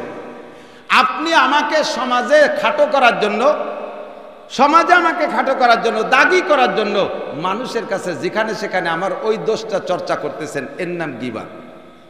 হয়তো বলবেন যে এটা তো আমি বানায় বলতেছি না, হুজুর করছে তাই কইতেছি। হাদিসে বলে এই জন্যই তো গীবাত, আর হুজুর করে নাই এটা যদি হুজুরের নামে বানায়, বানাওটি করো, মিথ্যা কথা বানাও, তাহলে তার নাম অপবাদ। তার নাম কি? অপবাদ। আর জিনার গীবাতের চাইতে অপবাদ আরো বড় কঠিন শাস্তি, আরো বড় কঠিন। তো গীবাত হলো কি? আল গীবাত আসাদ্দু মিনাজ জিনা। একজন একটা অন্যায় করছে, ওই অন্যায়টা মানুষের কাছে, মানুষের ভিতরে বলে বেড়ানো, যেই অন্যায়ের কথাটা তাকে বললে সে কষ্ট পাইতো, সেইটা তার সামনে না বলে আড়ালে আড়ালে বলে বেড়াচ্ছেন। আমি আপনাদেরকে অনুমতি দেই, আমার দিক তাকান, আমার দিক তাকান। গীবাতে একটা লাভ আছে। আপনি যার গীবাত করতেছেন, ওই লোকটা যে গুনাহ করছিল সেই গুনাহটা আপনি আড়ালে বলা বলি করতেছেন না, একটা অন্যায় করছিল, ওই লোকটা ওই অপরাধ করে যে গুনাহ কামাই করছে, আপনি তার গীবাত করার কারণে ওই গুনাহটা আপনার আমলনামায় চলে আসবে, আর আপনার আমলনামা থেকে সমপরিমাণ নেকি যাইয়ে তার সেই শূন্য স্থান পূর্ণ হয়ে যাবে। এজন্যে আমি আপনাদেরকে অনুমতি দিচ্ছি, আপনারা যারা আমারে ভালোবাসেন, আপনারা যারা আমারে মোহাব্বত করেন, আপনারা একটু আমার সম্পর্কে গীবত করবেন। আমার যদি কোনো দোষ জানা থাকে আমার আড়ালে একটু বলা বলি করবেন, তাতে আমার সহজ একটা ইনকাম, আমি ঘুমোই থাকবো আর আপনি আমার নেকি পাঠাই দিচ্ছেন আপনার আমলনামা থেকে, আর আমার ওই গুনার নেকিটা আপনি নিয়ে যাচ্ছেন। আপনার মতো বন্ধু হয় না আমার, আপনি আমার পরম চরম বন্ধু। কাজে এই কাজটা আপনারা করবেন, পারবেন তো ইনশাআল্লাহ? আমার এই উপকারটা করবেন না, করবেন কারে? যে আপনার শত্রু, যে আপনার দুশ্মন, যে আপনার ক্ষতি করে, তার এই উপকারটা আপনি করতেছেন। যত মানুষ সমালোচনা করে, শত্রুদের সমালোচনাই বেশি করে। কথা বলুন ঠিক না? এই গীবতের থেকে বাঁচেন। গান গাওয়া, গান শোনা জায়েজ না না জায়েজ? আরে কথা কয় না। হালাল না হারাম? বাজনা, বক্স, ডেক্স, ঢোলের বাড়ি, গিটার, হারমোনিয়াম, এই কনসার্ট করা, বিবাহ অনুষ্ঠান, মুসলমানি অনুষ্ঠানে বড় বড় বক্স নিয়ে বড় বড় ধুমধাড়াক্কা গান বাজনা গাওয়া বাজানো, এগুলো হারাম না হালাল? হালাল না হারাম? একটু বলেন না, হারাম না হালাল? হালাল না হারাম? জোর হলো না? বলছেন তো? কিয়ামতে আর আমার কোনো বিপদ নেই, আমার দায়িত্ব আমার খালাস। মুসলমানের অনুষ্ঠানে, বিবাহ অনুষ্ঠান, মুসলমানি অনুষ্ঠান, আকিকা অনুষ্ঠান, অলিমা অনুষ্ঠান, বউ ভাত অনুষ্ঠান, এমনকি ইদানিং ঈদ উপলক্ষে যুবকরা বাড়ি এই সমস্ত বড় নিয়ে ডিজে, কয় নাকি ডিজে, এই ডিজে বাজানো শুরু করে দিয়েছে। যেই বাড়ি এগুলো মেজবারুশ শায়াতিন, কিয়ামতের আলামত। আমার দিক তাকান। হুজুর বলেন ওয়াজাহারাতিল মাযিফুল কায়নাত, কিয়ামত আসতেছে তার পূর্বাভাস হিসেবে জেনে নাও। 15টা আলামতের ভিতরে একটা হুজুর বলেন ওয়াজাহারাতিল মাযিফুল কায়নাত, মুসলমানদের ভিতরে গান বাজনা বাদ্যযন্ত্র বেড়ে যাবে। মুসলমানরা গান বাজনা বাদ্যযন্ত্র বাড়ায় নেবে, এত পরিমাণ হবে যে ধর্মীয় প্রোগ্রামের ভিতরে বাজনা, ইদানিং এই যে ইসলামিক সঙ্গীত নামে গজল বানাইছে না, দেখবেন, খেয়াল করবেন, লক্ষ্য করে শুনবেন, এমনভাবে বক্সের এই সাউন্ডগুলো সেট করে যে প্রত্যেকটা আওয়াজের সাথে একটা বাজনার ধ্বনি ওর মধ্যে থেকে বের হয়ে আসে। এজন্য হাটাজারি, দেওবান, পাকিস্তানের বড় বড় দারুল ইফতা, বাংলাদেশের বড় বড় দারুল ইফতা থেকে এই জাতীয় ইসলামী সঙ্গীতকে নাজায়েজ ঘোষণা দেওয়া হয়েছে। আর এই ইসলামী সঙ্গীতের নামে হাজার হাজার নারীদের চরিত্র নষ্ট করে, একেবারে সচক্ষে বাস্তব। আমিও আজ করে নামে গেছি, এরপরে আমার পরে আর এক বক্তা উঠছে, বড় কণ্ঠওয়ালা বক্তা। এমনি মোটামুটি আমি আলোচনার পরে যে এলাকা আমার পরিচিতি আছে, বিশেষ করে আপনাদের মাগুরা, আমার ফরিদপুর, গোপালগঞ্জ, এই এলাকায় আমার হজের পরে যে হজের সময় যে পরিমাণ লোক থাকে, আমি ছেড়ে দেওয়ার পরে পরে ভালো উঁচু মানের কোনো বক্তা না হলে একটু ভাঙচুর লেগে যায়। তো আমার পরে যে বক্তারে দিয়েছে সে বক্তা অতটা প্রসিদ্ধ না, ও একটা কৌশল অবলম্বন করছে, যাইয়ে একটা গজলের টান দেবে, গজলের টানে লোকজন সব জমিয়ে যাবে। তার টেকনিকটা ঠিক আছে, কণ্ঠ সেই কণ্ঠ। তা আমি নেমে মাত্র গেছি, পর্দা দিয়ে প্যান্ডেল ঘেরা, পর্দার ওই পাশে মহিলারা বসা আর এই ভিতরে পুরুষরা। ও যাইয়েই ওই গজলটা গাইছে, সাবধানে তাকিও নারী পর্দার আড়ালে, এমন টান, আমি দাঁড়াই গেছি। সাবধানে থাকিও নারী পর্দার আড়ালে, কোয়ার সাথে সাথে তার সুরি ওই পর্দা উঁচু ওই পাশে বিটিরাজ আসলে সব মাঠে চলে গেছে। সে গায়ে যে পর্দার আড়ালে সাবধানে থাকবে, তার শরীর ঠেলায় মহিলারা পর্দা ফাটাইয়ে চলে গেছে ভিতরে। এই জাতীয় সঙ্গীত কণ্ঠ এগুলো সম্পূর্ণ হারাম। আর ওর ভিতরে বাজনা ঢুকায়। সমাজে যুবকরা তোমরা মাহফিল করেছ, প্রত্যেকের অনেকের গলায় দেখতেছে মাহফিলের ভলেন্টিয়ার হিসেবে সাইনবোর্ড ঝুলানো। তোমরা প্রতিজ্ঞা করো, সিদ্ধান্ত নাও, কমিটি গঠন করো, আমাদের এই সমাজে, আমাদের এই লক্ষ্মীপুর সমাজে এখানে কোনো অনুষ্ঠানে গান বাজনা বাদ্যযন্ত্র বাজাইতে দেব, একটা সিদ্ধান্ত নেওয়া যাবে, কমিটি গঠন করা যাবে। তোমরা মুজাহিদ হিসেবে কিয়ামতের ময়দানে আল্লাহর সামনে ইনশাআল্লাহ আল্লাহর সামনে গণ্য হবা। নবী পাকের সাহাবায়ে কিরাম যারা যে সকল যুবকরা আরশে আজিমের নিচে ছায়া পাবে, ইশার আগে এক বক্তা বয়ান করছে না যে শাবুন নাশা ফি ইবাদাতিল্লাহ, যে যুবকরা যৌবনকালটা ইবাদতের মধ্যে কাটাইলো, এই যুবকরা আরশে আজিমের নিচে ছায়া পাবে। তো গান বাজনা হারাম, এই হারামের প্রতিবাদে যেই যুবকরা সোচ্চার হবা, কিয়ামতের ময়দানে তুমি সবচেয়ে বড় আবেদ হিসেবে আরশে আজিমের নিচে ছায়া পাবা। আল্লাহ তাআলা নসিব করে, সবাই বলেন আমিন। যত কবিরা গুনাহ আছে বলে শেষ করতে পারবো না। সব কবিরা গুনাহ জানা নাই এমন নাই, কেউ অস্বীকার করতে পারবে না। কি কি কবিরা গুনাহ? দাড়ি কাটা সগীরা না কবিরা? একটু কথা কন না আস্তে। দাড়ি কাটা সগীরা না কবিরা? টাকনু সোয়াইয়া প্যান্ট পাজামা লুঙ্গি জামা জুব্ব গায়ে দেয়া হারাম না হালাল? না হারাম? হালাল না হারাম? হারাম, কবিরা গুনাহ। পুরুষরা এভাবে পড়বে না। মহিলারা টাকনুর উপরে কাপড় পরিয়া এই হাঁটুর নিচের টুক পর পুরুষকে দেখানো। মহিলারা বোরকা পরছে, গলার নিচের টুক, মাথায় বোরকার ডাকনা নাই। এরকম ভালো ভালো বোরকা দেখছেন না? বোরকা পরছে, মাথায় কাপড় আছে, কিন্তু শাটার উঠে দিছে, জাপ উল্টোই দিছে দোকানের মতো। হ্যাঁ, এই বোরকা হালাল না হারাম? বোরকা পরছে, পাতলা ফিনফিনে কাপড়, মশারি দিয়ে বোরকা বানাইছে। চিন্তা করতে পারেন, মশারির কাপড় দিয়ে বোরকা বানাইছে। এই বোরকা হারাম না হালাল? হালাল না হারাম? জায়েজ না না জায়েজ? মহিলারা আপনাদের এলাকায় আছে কিনা জানি না, বহু এলাকায় দেখেছি বাড়ির ভিতরে মহিলারা রয়েছে, দেওর ভাসুর চাচা শ্বশুর দাদা শ্বশুর, কোনো কথা নাই বার্তারা নাই, ভাই বিরাদার দম করে ঘরের মধ্যে ঢুকে যাচ্ছে, সালাম নাই কালাম নাই। মহিলা ঘরের ভিতরে তার কায়দায় সে বসা আছে অতর্কিত অবস্থায়। এই অবস্থায় যাইয়া যার ঢুকে পড়লে সেই মহিলাটাকে বেহায়া মানে বেপর্দা অবস্থায় দেখতেছে। এটা জায়েজ না না জায়েজ? জায়েজ না না জায়েজ? ঘরে ঢুকারও সুন্নত আল্লাহ পাক শিক্ষা দিয়েছে। এজন্য সংক্ষেপে বলি, ইন তাজতানিবু কাবায়ের, যদি কবিরা গুনাহ ছেড়ে দিতে পারেন, নুকাফির আনকুম সাইয়্যাতিকুম, সমস্ত সগীরা গুনাহ আল্লাহ বিনা তওবায় মাফ করে দেবেন। আর নবী পাক বলেন, সবচেয়ে বড় আবেদ যদি হইতে চাও, হারাম কাজগুলো গুনে গুনে দেখে দেখে ছেড়ে দাও। হারাম কাজগুলো ছেড়ে দাও। সুদ খাওয়া হারাম, ঘুষ খাওয়া হারাম, চুরি করা হারাম, ডাকাতি করা হারাম, আলঠেলা হারাম, জাল দলিল হারাম, পরের জমির ফসল কেটে আনা হারাম, অকথ্য ভাষায় গালাগালি করা হারাম, মদ গাঁজা ইয়াবা ফেনসিডিল বিড়ি সিগারেট হুক্কা খাওয়া হারাম, দাড়ি কাটা হারাম, সুন্নতের খিলাফ চুল কাটা হারাম, টাকনুসিয়া কাপড় পুরুষে পরা হারাম, মিথ্যে কথা বলা হারাম, গীবত শিকায়ত হারাম। এই সব হারামগুলোকে ছেড়ে দেন, সবচেয়ে বড় আবেদ হবেন। আল্লাহ তাআলা আমাদেরকে নসিব করে, বলেন আমিন। মৌসুমি আর একটা কথা বেশি বাড়তে পারবো না, কষ্ট হয়ে যাচ্ছে, কারণ সিজনের ওয়াজে রাতভর ওয়াজ করলেও কষ্ট হয় না। তো আনসিজন পড়ে গেছে, বর্ষাকাল। আর এরপরে আপনারা খুশি হন, আসতে পাশতে অনেক জায়গা বৃষ্টি নামছে, মাহফিলি বৃষ্টি এলাকাটায় বৃষ্টি হয় নাই, খুব একটা হয় নাই, ঠিক না? বলেন আলহামদুলিল্লাহ। আমার এই বর্ষাকালে মাহফিল যে কয়টা যাচ্ছে, প্রায় জায়গায় এই দেখতেছি, যে জায়গায় আমার মাহফিল ওইটুকুই বৃষ্টি নামে না, আসতে পাশতে ভালো বৃষ্টি হয়ে যায়, সেই মাহফিল এলাকা জায়গা বৃষ্টি নেই। এরপরে অনেক জায়গা আছে মাহফিল শেষ করে বেরোয় গেছি, তারপরে বৃষ্টি হয়েছে, এর আগে আর বৃষ্টি হয়নি। সেরকম একটা কারামতি আলহামদুলিল্লাহ আপনারাও পেয়ে গেছেন, বলেন আলহামদুলিল্লাহ। আমার কারামতি না, আপনাদের কারামতি, শুক্রিয়া। হয়তো মাহফিল আল্লাহ কবুল করছে, এই জন্য সুযোগটা আল্লাহ করে দিয়েছে। সিজনালি মৌসুমি একটা বয়ান, এদিক খেয়াল করেন, এদিক। আল্লাহ পাক রব্বুল আলামিন সূরা কাউসার নাজিল করেছেন নবী পাকের উপরে। আরবের কাফেররা হুজুরকে ধিক্কার দিত, মোহাম্মদ আবতার, মোহাম্মদ আবতার। আবতার মানে লেস কাটা, আবতার মানে লেস কাটা, দমবুরিদা। কেন বলল? হুজুরের 2টা পুত্র সন্তান অথবা 3টা পুত্র সন্তান ছিল, এরা শিশুকালে মারা গেছে, শুধু মেয়েগুলো আছে। এই দেখে আরবের কাফেররা বলতো, মুহাম্মদ লেস কাটা, মুহাম্মদ মারা যাওয়ার পরে তার বংশে পরিচয় দেওয়ার মতো আর কেউ নাই, মুহাম্মদ লেস কাটা। এই বলে তারা ধিক্কার দিচ্ছে। আল্লাহ পাক নবী পাককে সান্ত্বনা দেওয়ার জন্য বললেন সূরা কাউসার নাজিল করে দিয়ে, ইন্না আতাইনাকাল কাউসার, হে নবী ওরা কি বলল আপনি দুঃখ নিয়েন না, আপনাকে যে নিয়ামত দিয়েছি সেটা হলো হাউজে কাউসার।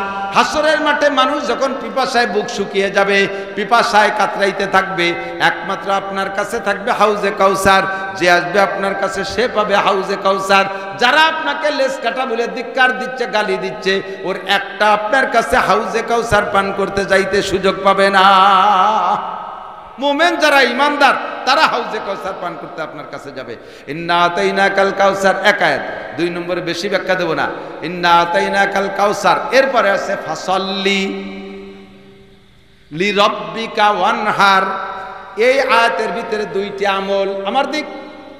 একটা হলো ঈদের নামাজ, সল্লি মানে ঈদের নামাজ। এ জায়গা সল্লি মানে সব জায়গা বলছে আকিমিস সালাত, আকিমুস সালাত, তুকিমুস সালাত ওয়া ইউকিমুনাস সালাত। এই ইকামত শব্দ দিয়ে নামাজের হুকুম করছে, কিন্তু ঈদের নামাজ সম্পর্কে এই আয়াতের ভিতরে আল্লাহ বলেন সল্লি, নামাজ পড়ো। এই নামাজ হুজুর আলাইহিস সালাতু সাল্লাম বলেছেন 2টা ঈদের নামাজ, ঈদুল ফিতর আর ঈদুল আজহা। এটা এই সল্লির দ্বারা এখান থেকে হুকুম আছে। ওয়ানহার, আর একটা হুকুম হলো কুরবানি করো। কি করো? কুরবানি করো। এটা আমাদের জন্য ওয়াজিব। একটু মুখে স্বীকার করবেন, কুরবানি সুন্নত না ফরজ না ওয়াজিব? একটু বলেন কি কার উপরে ওয়াজিব? মাসালাটা শুনে নেন। যেই লোকটার, খেয়াল করতেছেন, ওয়াজিব তরক করলে, ইচ্ছাকৃতভাবে তরক করলে সে ফাসেক। ফাসেক যে ব্যক্তি তারে সালাম দেওয়া জায়েজ নাই। ফাসেক যে ব্যক্তি সে যদি আপনারে সালাম দেয় উত্তর না দিলে গুনাহ হবে না। এত বড় অপরাধী হলো ফাসেক। আর যে ইচ্ছাকৃতভাবে ওয়াজিব তরক করে সেই লোকটা ফাসেক। তাহলে যেই লোকটার উপরে কুরবানি ওয়াজিব হয়েছে ওই লোকটা তৌফিক থাকা সত্ত্বেও যদি কুরবানি আদায় না করে ওই লোকটা ফাসেক। তারে সালাম দেওয়া জায়েজ নাই, তার সালামের উত্তর না দিলে গুনাহ হবে না। কত বড় ধমক এই কুরবানি না দেওয়ার উপরে, খেয়াল করেন। এবার কুরবানি ওয়াজিব হয়েছে কার পর একটু শুনে নেন। যেই লোকটার কাছে কুরবানির 3 দিন, কয় দিন? কুরবানির 3 দিন, 10 তারিখ, 11 তারিখ, 12 তারিখ, যাদের এই 3 দিন, খেয়াল করতেছে না মনে হয়, এই 3 দিন যার কাছে দিনাদায়িক পরিশোধের পরে 1,05,000 টাকা বর্তমান সময়ের দাম হিসেবে 1,05,000 টাকা যদি এই 3 দিনকের কাছে নগদ টাকা থাকে তাহলে ওই লোকটার উপরে কুরবানি ওয়াজিব। দোকানে ব্যবসার পুঁজিতে থাকুক, ব্যাংকে থাকুক, ঘরে থাকুক, যে কোনো ভাবে যদি এই 3 দিন তার কাছে 1,05,000 টাকা থাকে, 52.5 ভরির উপর দাম, তাহলে ওই লোকটার উপরে কুরবানি ওয়াজিব। এই লোকটা যদি কুরবানি না দেয়, নবী পাক বলেন মান ওয়াজাদা সাআতান লিআইয়ুযহিয়া ওয়া লাম ইউযহি ফালা ইয়াকরুবান্না মুসাল্লানা। যার উপরে কুরবানি ওয়াজিব হয়েছে ওই লোকটা যদি কুরবানি না দেয়, তুই ঈদগার কাছে আসবি না, তোর জন্য ঈদের নামাজ না। ঈদের নামাজ পড়তে পয়সা লাগে না, এই জন্য লাফাতি লাফাতি চলিয়েছো। আর কুরবানি করতে পয়সা লাগে বলেছে, ওটার দ্বারা তুমি নাই। ধরিও আগে কুরবানি কিনে তারপরে ঈদের নামাজ পড়তে আসিস। কত বড় ধমক চিন্তা করতে পারেন। ঈদের নামাজও কিন্তু ওয়াজিব। হুজুর সেই ঈদের নামাজের কথা বললেন, যার পর তৌফিক আছে কুরবানি করার, সে কুরবানি না করে যদি ঈদগায় আসে, ফালা ইয়াকরুবান্না মুসাল্লানা, ওরা যেন আমাদের ঈদগার কাছেও আসে না। কুরবানি করলে আপনার নেকি লাভ কি? এদিক এই ফাঁকে আর একটা কথা বলে যায়, এদিক দেখেন। এখন আপনার কাছে কুরবানির টাকা আছে, সারা বছর কি পরিমাণ কামাই করছেন আপনি জানেন। ভ্যান চালান, রিক্সা চালান, কামলা কিষেন দেন, দৈনন্দিন সংসার চালাইয়া আপনি 1 টাকাও কারো কাছে দিনাও না, আবার 1 টাকা জমাও রাখতে পারেন, সমান সমান আছেন। কিন্তু একটা কাজ করছেন, সেটা হলো আপনার পালে একটা গরু আছে, একটা ষাঁড় আইডিয়া, আপনার পালে গাই আছে, বাছুর আছে, গরু আছে, যেগুলোর কামাই রোজগার খাচ্ছেন, ওগুলোর পর ওয়াজিব হবে না। যখন আপনার কাছে ক্যাশ টাকা বানাই ফেলবেন তখন হলো হুকুম। এবার খেয়াল করেন, আপনার পালে একটা ষাঁড় আছে, একটা এড়ে গরু আছে, এইটারে পালি ভুষে বড় করছেন, কুরবানির উপলক্ষে হাটে, কুরবানির 2 দিন আগে হাটে বিক্রি করছেন 2.5 লাখ টাকা। এই 2.5 লাখ টাকা ক্যাশ আপনার কাছে আছে, বাস আপনি ধনী হয়ে গেছেন, ওর থেকে আপনার কুরবানি দেওয়া ওয়াজিব। এমনকি তাই বলে কি সারা বছর ভরে একটা গরু পালিয়ে বড় বানাইছি, তাহলে সেই গরুটাই যে বইতে দেবো? আল্লাহ কয় তোমার কাছে অত বড় গরু চাচ্ছি রে, তুই ওই 2.5 লাখ টাকা দিয়ে 10,000 টাকা দিয়ে একটা ছাগল কিনে দাও, তাতেই হয়ে যাবে। 10,000 টাকা দিয়ে একটা ছাগল কিনে দাও, অথবা 10,000 টাকা দিয়ে একটা ভাগ থাকো, 7 ভাগের 1 ভাগ, তাতেই তোমার অজীব আদায় হয়ে যাবে। তোমার ওই 2.5 লাখ টাকা বেশি আবার 2.5 লাখ টাকা দিয়ে আরেকটা কিনে আমি কুরবানি দিতে কই না।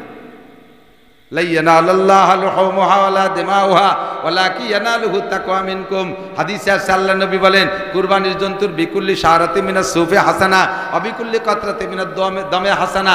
কুরবানির জন্তুর গায়ে যতগুলো পশম আছে প্রত্যেক পশমে পশমে একটা করে নেকি আপনাকে দেয়া হবে। কন্যা সুবহানাল্লাহ। যত ফুটা রক্ত পড়বে অতটা নেকি আপনাকে দেয়া হবে। সুবহানাল্লাহ। আর এর সব কিছু আপনি খাবেন, আপনি ব্যবহার করবেন। আল্লাহ কয় আমার কাছে ওর গোস্ত মাংস চামড়া কিচ্ছু আসে না, সবই তোমরা ব্যবহার করো। ওয়ালাকি ইয়ানালুহু তাকওয়া মিনকুম, তোমার তাকওয়া খোদা ভীতিত্ব আল্লাহর প্রতি আন্তরিকতার ভালোবাসাটা আমার কাছে আসে। কাজেই তুমি মোহাব্বতের সাথে একটা কুরবানি করবা। এখন কুরবানি সংক্রান্ত 2-4টে মাসালা একটু বলে দিক তাকান। কুরবানির গরু কেনেন হাটের থেকে হাট সরকারের কাছ থেকে ডেকে আনা লাগে। উইদাউট ডাক কোনো হাট মিলানো জায়েজ নাই। আমার গোপালগঞ্জ ঘোষণা দিয়ে দিয়েছে সরকার, ডিসি সাহেব। হাট ডেকে এনেছে, পয়সা দিয়ে হাটের কি বলা ইজ্জতদাররা ইজারাদাররা হাট ডেকে এনেছে। আপনি হাটে যাইয়া গরু চয়েস করে দাম দর ঠিক করে বাড়ি আইনে লেনদেন শোধ করছেন, বাড়ি আইনে টাকা পরিশোধ করছেন হাসিলির টাকা দেওয়ার ভয়তে। এরকম কিছু ভালো মানুষ আছে না? হাসিল ফাঁকি দিয়ে বাড়ি এসে টাকা লেনদেন শোধ করছেন, আপনার কুরবানি ক্ষতিগ্রস্ত হয়ে গেছে। হাসিলির টাকা দেওয়া ওয়াজিব। আপনি বাজার থেকে হাসিলির টাকা দিয়ে তারপরে গরু নিয়ে আসবেন বাড়ি। 2 নম্বর, কুরবানির জন্তু যে জবাই করে দেয়, আপনারটা আপনি নিজে জবাই করতে পারলে সর্বোত্তম। যদি আপনি না পারেন তাহলে যারে দিয়ে জবাই করাবেন এই কুরবানির জন্তুর কোনো অংশ এই জবাইয়ের বিনিময়ে তাকে দিলে কুরবানি বাতিল। হুজুর জবাই করে দিয়েছে, হুজুরে চামড়াটা দিয়ে দাও, কুরবানি বাতিল। হুজুর জবাই দিয়ে দিয়েছে, হুজুরে বুড়িটা দিয়ে দাও, কুরবানি বাতিল। হুজুর জবাই দিয়ে দিয়েছে, কাল্লাটা দিয়ে দাও, কুরবানি বাতিল। হুজুর জবাই করাই দিয়েছে, হুজুরে 2 কেজি গোশত দিয়ে দাও, কুরবানি বাতিল। যারা সুলাকুটা করবে তাদেরও সুলা কাটার বিনিময় ওই চামড়ার টাকা বুড়ি হুজুরি ঠ্যাং গোশতের 1 টুকরাও তারা বেশি দিতে পারবেন না। যদি তারে একটু বেশি দেন সুলাকুটার বিনিময় তাহলে কুরবানি বাতিল হয়ে যাবে, সম্পূর্ণ কুরবানি বাতিল। তাহলে কি হবে? তাহলে বিনি পয়সায় কেউ চুলি কুটে দেবে না? বিনি পয়সা না, বিনা পারিশ্রমিকে কেউ চুলবে কুটবে না। যাদেরকে দিয়ে সুলাকুটা করাবেন মাসালাটা তাদেরকে বলে দেবেন, ওই তোমরা আল্লাহর রাস্তে করো, নইলে যারা 5 জনে সুলাকুটা করবা আমি 5 জনকে 5 পাঁচা 2500 টাকা দেবো, সুলিয়ে কুটে দিয়ে যাওয়া। এরপরে 2500 টাকা তাদের দেওয়ার পরে পুরো গরু ধরিয়ে দিয়ে দেন, তবু কোনো দোষ নাই। কিন্তু বিনিময় হিসেবে 1 টুকরা গোশত দিল কুরবানি বাতিল। কথা কি বোঝা গেছে? সমাজে সমস্যা আছে না নাই? এখনো পর্যন্ত আছে। আর একটা কথা খেয়াল করেন, আপনাদের এদিকে প্রথা আছে কিনা আমি জানি না, জায়গায় জায়গায় আছে। এক মহল্লায় 10টা গরু কুরবানি হবে, এই 10টা গরু 3 ভাগের 1 ভাগ গোশত ভাগ করে 1 ভাগ 10 গরুর থেকে এক জায়গায় জমা করে, 10 গরুর গোশত এক জায়গায় জমা করে আবার বাড়ি বাড়ি সব বাড়ি ভাগ করে দেয়। ধনী গরিব একসাথে, যে ওই জায়গা জমা দিয়েছে তারও 1 ভাগ দেয়, তারও দেয়। জায়গায় জায়গায় আছে, এই জন্যই বলতেছি, ইউটিউবে চলে যাবে তো আজ, এই জন্যই বলতেছি খেয়াল করেন। তারও 1 ভাগ দেয়। এই ভাগটা তার নিয়া কেমন? যেই গোশত ভাগ করে সবাইরে দেশে তার থেকে 1 ভাগ তারও দেশে, ওই গোশের মধ্যে ওই লোকটার দেয়া গোশও আছে না? তাহলে হাদিসে আসছে কোনো জিনিস দিয়ে সেই জিনিস আবার ফেরত দিয়া বমি হইরে খাওয়ার মতো। কোন জিনিস কেউকে দিয়ে সেই জিনিস আবার নিজে ফেরত নেয়া, এটা বমি করে খাওয়ার মতো। আপনি গরিবদের উদ্দেশ্যে দান করে দিয়েছেন 3 ভাগের 1 ভাগ, আবার সেই জায়গা থেকে ভাগেরটা নিয়েছেন, তাহলে আপনার দেয়া জিনিস আপনার নেওয়া হচ্ছে না? এই বমি হইরে খাওয়ার মতো এই কামের মধ্যে যাবেন না, যার যার স্বাধীন মতে দেবেন। আর একটা জিনিস খেয়াল করবেন, গোশত দেওয়ার জন্য গরিবদের হাতে দেবেন, খুব যত্ন সহকারে দেবেন, তাচ্ছিল্যের সাথে দেবেন না, ব্যঙ্গ ঠাট্টা করে দেবেন না, খারাপ গোশত দেবেন না। চুটির গোশত, সিনের গোশত, ভাষার গোশত, মোটা গোশত সব নিয়ে আপনার কয়বর বড়ি তুইছেন ডিপ ফ্রিজ, আর যত আড়গোড় বাঙ্গাড়ি বুঙ্গড়ি এই নিয়ে গরিবকে দেওয়ার জন্য বইছেনটা জুড়ি বেরিয়ে নিয়ে। গরিবরা কয় আল্লাহ দেখলে সর্বনাশটা করলো কি, আর একখান মারিয়ে দিয়েছে, তার সিলভারের আড়ির তলা ফুটে এবারে চলে গেছে। বড় লোকরা 3 তলার থেকে প্যাকেট ধরে ছাড়িয়ে দেয় গরিবদের কাছে, ও বড় লোক তোরে গাড় ধরে নামাই আল্লাহ তাআলা ব্যাগ হাতে করে বাড়ি বাড়ি ঘুরাইতে পারে, আর যার ব্যাগের কাছে যার হাতে আজকে ওই 3 তলার থেকে ব্যাগ ছাড়িয়ে দিছিস, ওরে আল্লাহ তাআলা ওই 3 তলা উঠাইয়া তোর হাতে ওইরকম ব্যাগ ছাড়াইতে পারে, পারে কি পারে না? কুরবানির গোশত দেবেন, মা বোনরাও খুব যত্ন সহকারে দেবেন, সম্মানের সাথে দেবেন, কম দিলেও বলবেন বেশি তো হয় না, এবার যা পারছি তাই দিছি, একটু দেখে শুনে দেবেন, একটু হাড় একটু গোশত যাতে এক ওক্তে এক লোকমা তারা খাইতে পারে এমন সুন্দর করে দেবেন। আপনি এবার তৌফিক না থাকলেও কুরবানি করেন, আগামী বছর আল্লাহ তাআলা আপনাকে তৌফিক দিয়ে দেবে। এবার ছোট তৌফিকের কারণে ছোট একটা দেন, আগামী বছর আল্লাহ এর চেয়ে বড় একটা দেবে। আমি সর্বপ্রথম কুরবানি শুরু করছি ফারে ঘর পরে 1400 টাকায় 1 ভাগ, 7 ভাগের 1 ভাগ নিয়ে। সেই থেকে দিতে দিতে আল্লাহ তাআলা তৌফিক দিতে দিতে গত বছর দিছি 2.5 লাখ টাকা দিয়ে একটা, আর এবছর একটা মনে মনে ঠিক করছি 2 লাখের উপরে দাম। আমারে আল্লাহ তাআলা প্রত্যেক বছর তৌফিক বাড়ায় দিচ্ছে। আমি যদি এবার কই না টাকা আছে দেব না, প্রত্যেক বছর কি দেওয়া যায় নাকি, দরকার নাই। আল্লাহ যদি কয় ঠিক আছে তুমি যখন দিবাই না, তোমারও দেবো না, তোমার আগামীবার দেওয়া লাগবে না, তুমি ব্যাগ নিয়ে বাড়ি বাড়ি ঘুরি বেড়াও কি উঠায় গেটি ধরে আল্লাহ নামাই দিতে পারে কি পারে না। এই জন্যে এবার ফ্যামিলিতে এদিক থাকেন। আর একটা মশালা বলি, আপনিও ধনী, আপনার স্ত্রীও কিন্তু ধনী। কুরবানি খালি গোস্ত খাওয়ার জন্য বাড়ির ফ্যামিলি থেকে একজন দিলেই হবে না, আপনিও ধনী আছেন, আপনার ফ্যামিলি আপনার স্ত্রীর কাছেও টাকা আছে আলাদা, তার টাকা আছে 1.5 লাখ, স্ত্রীর উপরে ওয়াজিব। আপনার মার কাছে টাকা আছে তারপর ওয়াজিব। আপনার বড় ছেলে সাবালেক কামাই রোজগার করে, তার আলাদা কয়টা টাকা আছে, তা 1.5 লাখ, তারপর ওয়াজিব। কাজেই ফ্যামিলি সবাই মিলে একটা গরু কিনে প্রত্যেকের টাকার থেকে টাকা দেবেন, প্রত্যেকের টাকার থেকে টাকা দিয়ে আলাদা আলাদা নাম ওরবদি বসাই দিয়ে যার যার জিম্মাদারি খালাস হয়ে যাবেন। যে বাড়ির থেকে একজন দিলি হলো গোস্ত একটু খাতি হবে, মেবাই দিচ্ছে, তা আমাকে দেওয়া লাগবে কি। অনেক মুরব্বীরা আছে কয় না কুরবানি এবার করবো না, যারা খাবে সে যারা খাবে তারা বাড়ি নাই, ওনার যে শগুন গুরুই গরু খাবে সে শগুন ড্রাইভার বাড়ি নাই, শগুন ড্রাইভার এবার ডাকা রয়েছে, শগুন কয়টা বলে আসবে না। তো তুমি কি কুরবানি দিবা তোমার শগুনকে খাওয়ানোর জন্য? দেশের গরিবরা সারা বছর পোল্ট্রি কিনে খাইছে, 1 কেজি গরুর গোশত 800 টাকা দিয়ে কিনে খাতে পারে না, তাদের জন্য আল্লাহ তাআলা তোমারে কুরবানি করে দিতে কইছে, আর তোমার শগুন কয়টা আসবে না বলে দিবা না। এই ফাজলামি বাদ দাও। গরু কিনবা সাম্মিনু দহায়াকুম, হুজুর বলেন কুরবানির জন্তুকে মোটা বানাও, বেশি গোশত হবে, গরিবকে দিতে পারবা। আর আপনার ছেলে টাকা দেশে বিদেশের থেকে 5 লাখ, আব্বা 8-এর ভিতরে সবচেয়ে বড় গরু কিনে নিয়ে আসবেন, আব্বা তাতে 4.5 লাখ টাকা ব্যাংকে থুইয়া 50,000 টাকায় দিয়ে একটা প্যারালাইসিসের রুগী কিনে নিয়েছে। ওর বাপেরও যে বয়স, গরুরও সেই বয়স, 2 দোস্ত একসাথে ভ্যানে আইছে, গরু আইটি আসার মতো না। গরুরে আইনে মেয়ের কুটির সাথে বাঁধতে তুইছে, ময়না ডুলেরও ঝুলতেছে, নাল আসছে 2 দিন আগে। বাপ ভালো না, চোখ গুলাই গেছে, যাইয়ে হুজুর দেখা, হুজুর আগের দিন জবই দিলি হয় নাকি, এ তো বাপ ভালো না, কাল কিন্তু টেকবে না। শয়তান, ছেলেতে 5 লাখ টাকা পাঠাইছে গরু কিনতে, আর তুমি 4.5 লাখ টাকা মাইরি দিয়ে 50,000 টাকা দিয়ে প্যারালাইসিস কিনে নিয়েছো। আগামী বছর তোর ছেলেরও আল্লাহ তাআলা তৌফিক মিস করে দিতে পারে। কাজেই কুরবানি করবো স্বতঃস্ফূর্তভাবে, রাজি আছেন না? চামড়ার টাকাটা, চামড়া বিক্রি যদি করেন তাহলে বিক্রি করলেন, চামড়ার টাকা দেবেন গরিবকে। আর যদি না করেন স্থানীয় কওমি মাদ্রাসা থাকলে সেখানে দিয়ে দেবেন। প্রত্যেকটা কওমি মাদ্রাসায় চামড়ার টাকা খরচের জায়গা আছে। খুব খেয়াল, এদিক তাকান। এলাকার গরিবদের হক আছে, এটা ঠিক, কিন্তু যেই গরিবরা আপনি চামড়ার টাকা দিচ্ছেন, ওই গরিব ওই চামড়ার টাকা নিয়ে ব্যারাকের কিস্তি দেয়, আছে না নাই? ওই গরিব এই চামড়ার টাকা গোছাই নিয়ে 2,000 টাকা নিয়ে তাই সুদির পর লাগাই দেয়। তাহলে আপনার কুরবানির চামড়া হালাল টাকার চামড়া, এই চামড়ার টাকা নিয়েও হারাম কাজে লাগাচ্ছে, যদি জানিয়ে শুনে দেন তাহলে আপনার দিনা পরিশোধ হবে না, আবারও টাকা দিতে হবে। আর মাদ্রাসায় দিলে আপনার একজনের দেশেন চামড়ার টাকা, সে যাইয়ে তাই দিয়ে সিগারেট কিনে খায়, চামড়ার টাকা দেশেন সে তাই দিয়ে ভাষা বাইরুনু প্যান্টারটা কিনে নিয়ে এইভাবে আইটি বেড়াচ্ছে, লাফাই বেড়ায়। আর মাদ্রাসার ছাত্র মাদ্রাসার ছাত্রদেরকে চামড়াটা দিয়ে দেবেন, ওরা ওইটা বিক্রি করে তাই দিয়ে কয়েক কেজি চাউল কিনে খাইয়ে রাত্রি কোরআন শরীফ পড়বে, শেষ রাত্রি তাহাজ্জুদ পড়বে। আপনি নিজেই বিবেচনা করেন যে আপনার টাকাটা কোন জায়গা গেল, কোনটা ভালো কোনটা মন্দ, আপনি বিবেচনা করে দিয়েন। কথা কি বোঝা গেছে? একদল আবার খেপছে হুজুরকে পর, হুজুরকে চামড়ার টাকা দিয়ে খাইয়ে তেল হয়ে গেছে, আর দেব না। তোমার চামড়ার টা না দিলে হুজুর মরিয়ে সাপ হয়ে যাবে, তা যাবে না। হুজুরকে রিজিকের মালিক কে? বহুজনে এরকম স্ট্রাইক করছে জীবনে, 55 বছর বয়সে দেখছি। কওমি মাদ্রাসার পর বহুজনে স্ট্রাইক করে। যখন আমলিগ ক্ষমতায় আসে, হুজুরা যদি আমলিগ মুখী হয়, বিএনপি এলাকার কাছে কালেকশন করে যাও হাসিনের দ্বারে দিয়ে দিবেন নৌকো বইয়ে।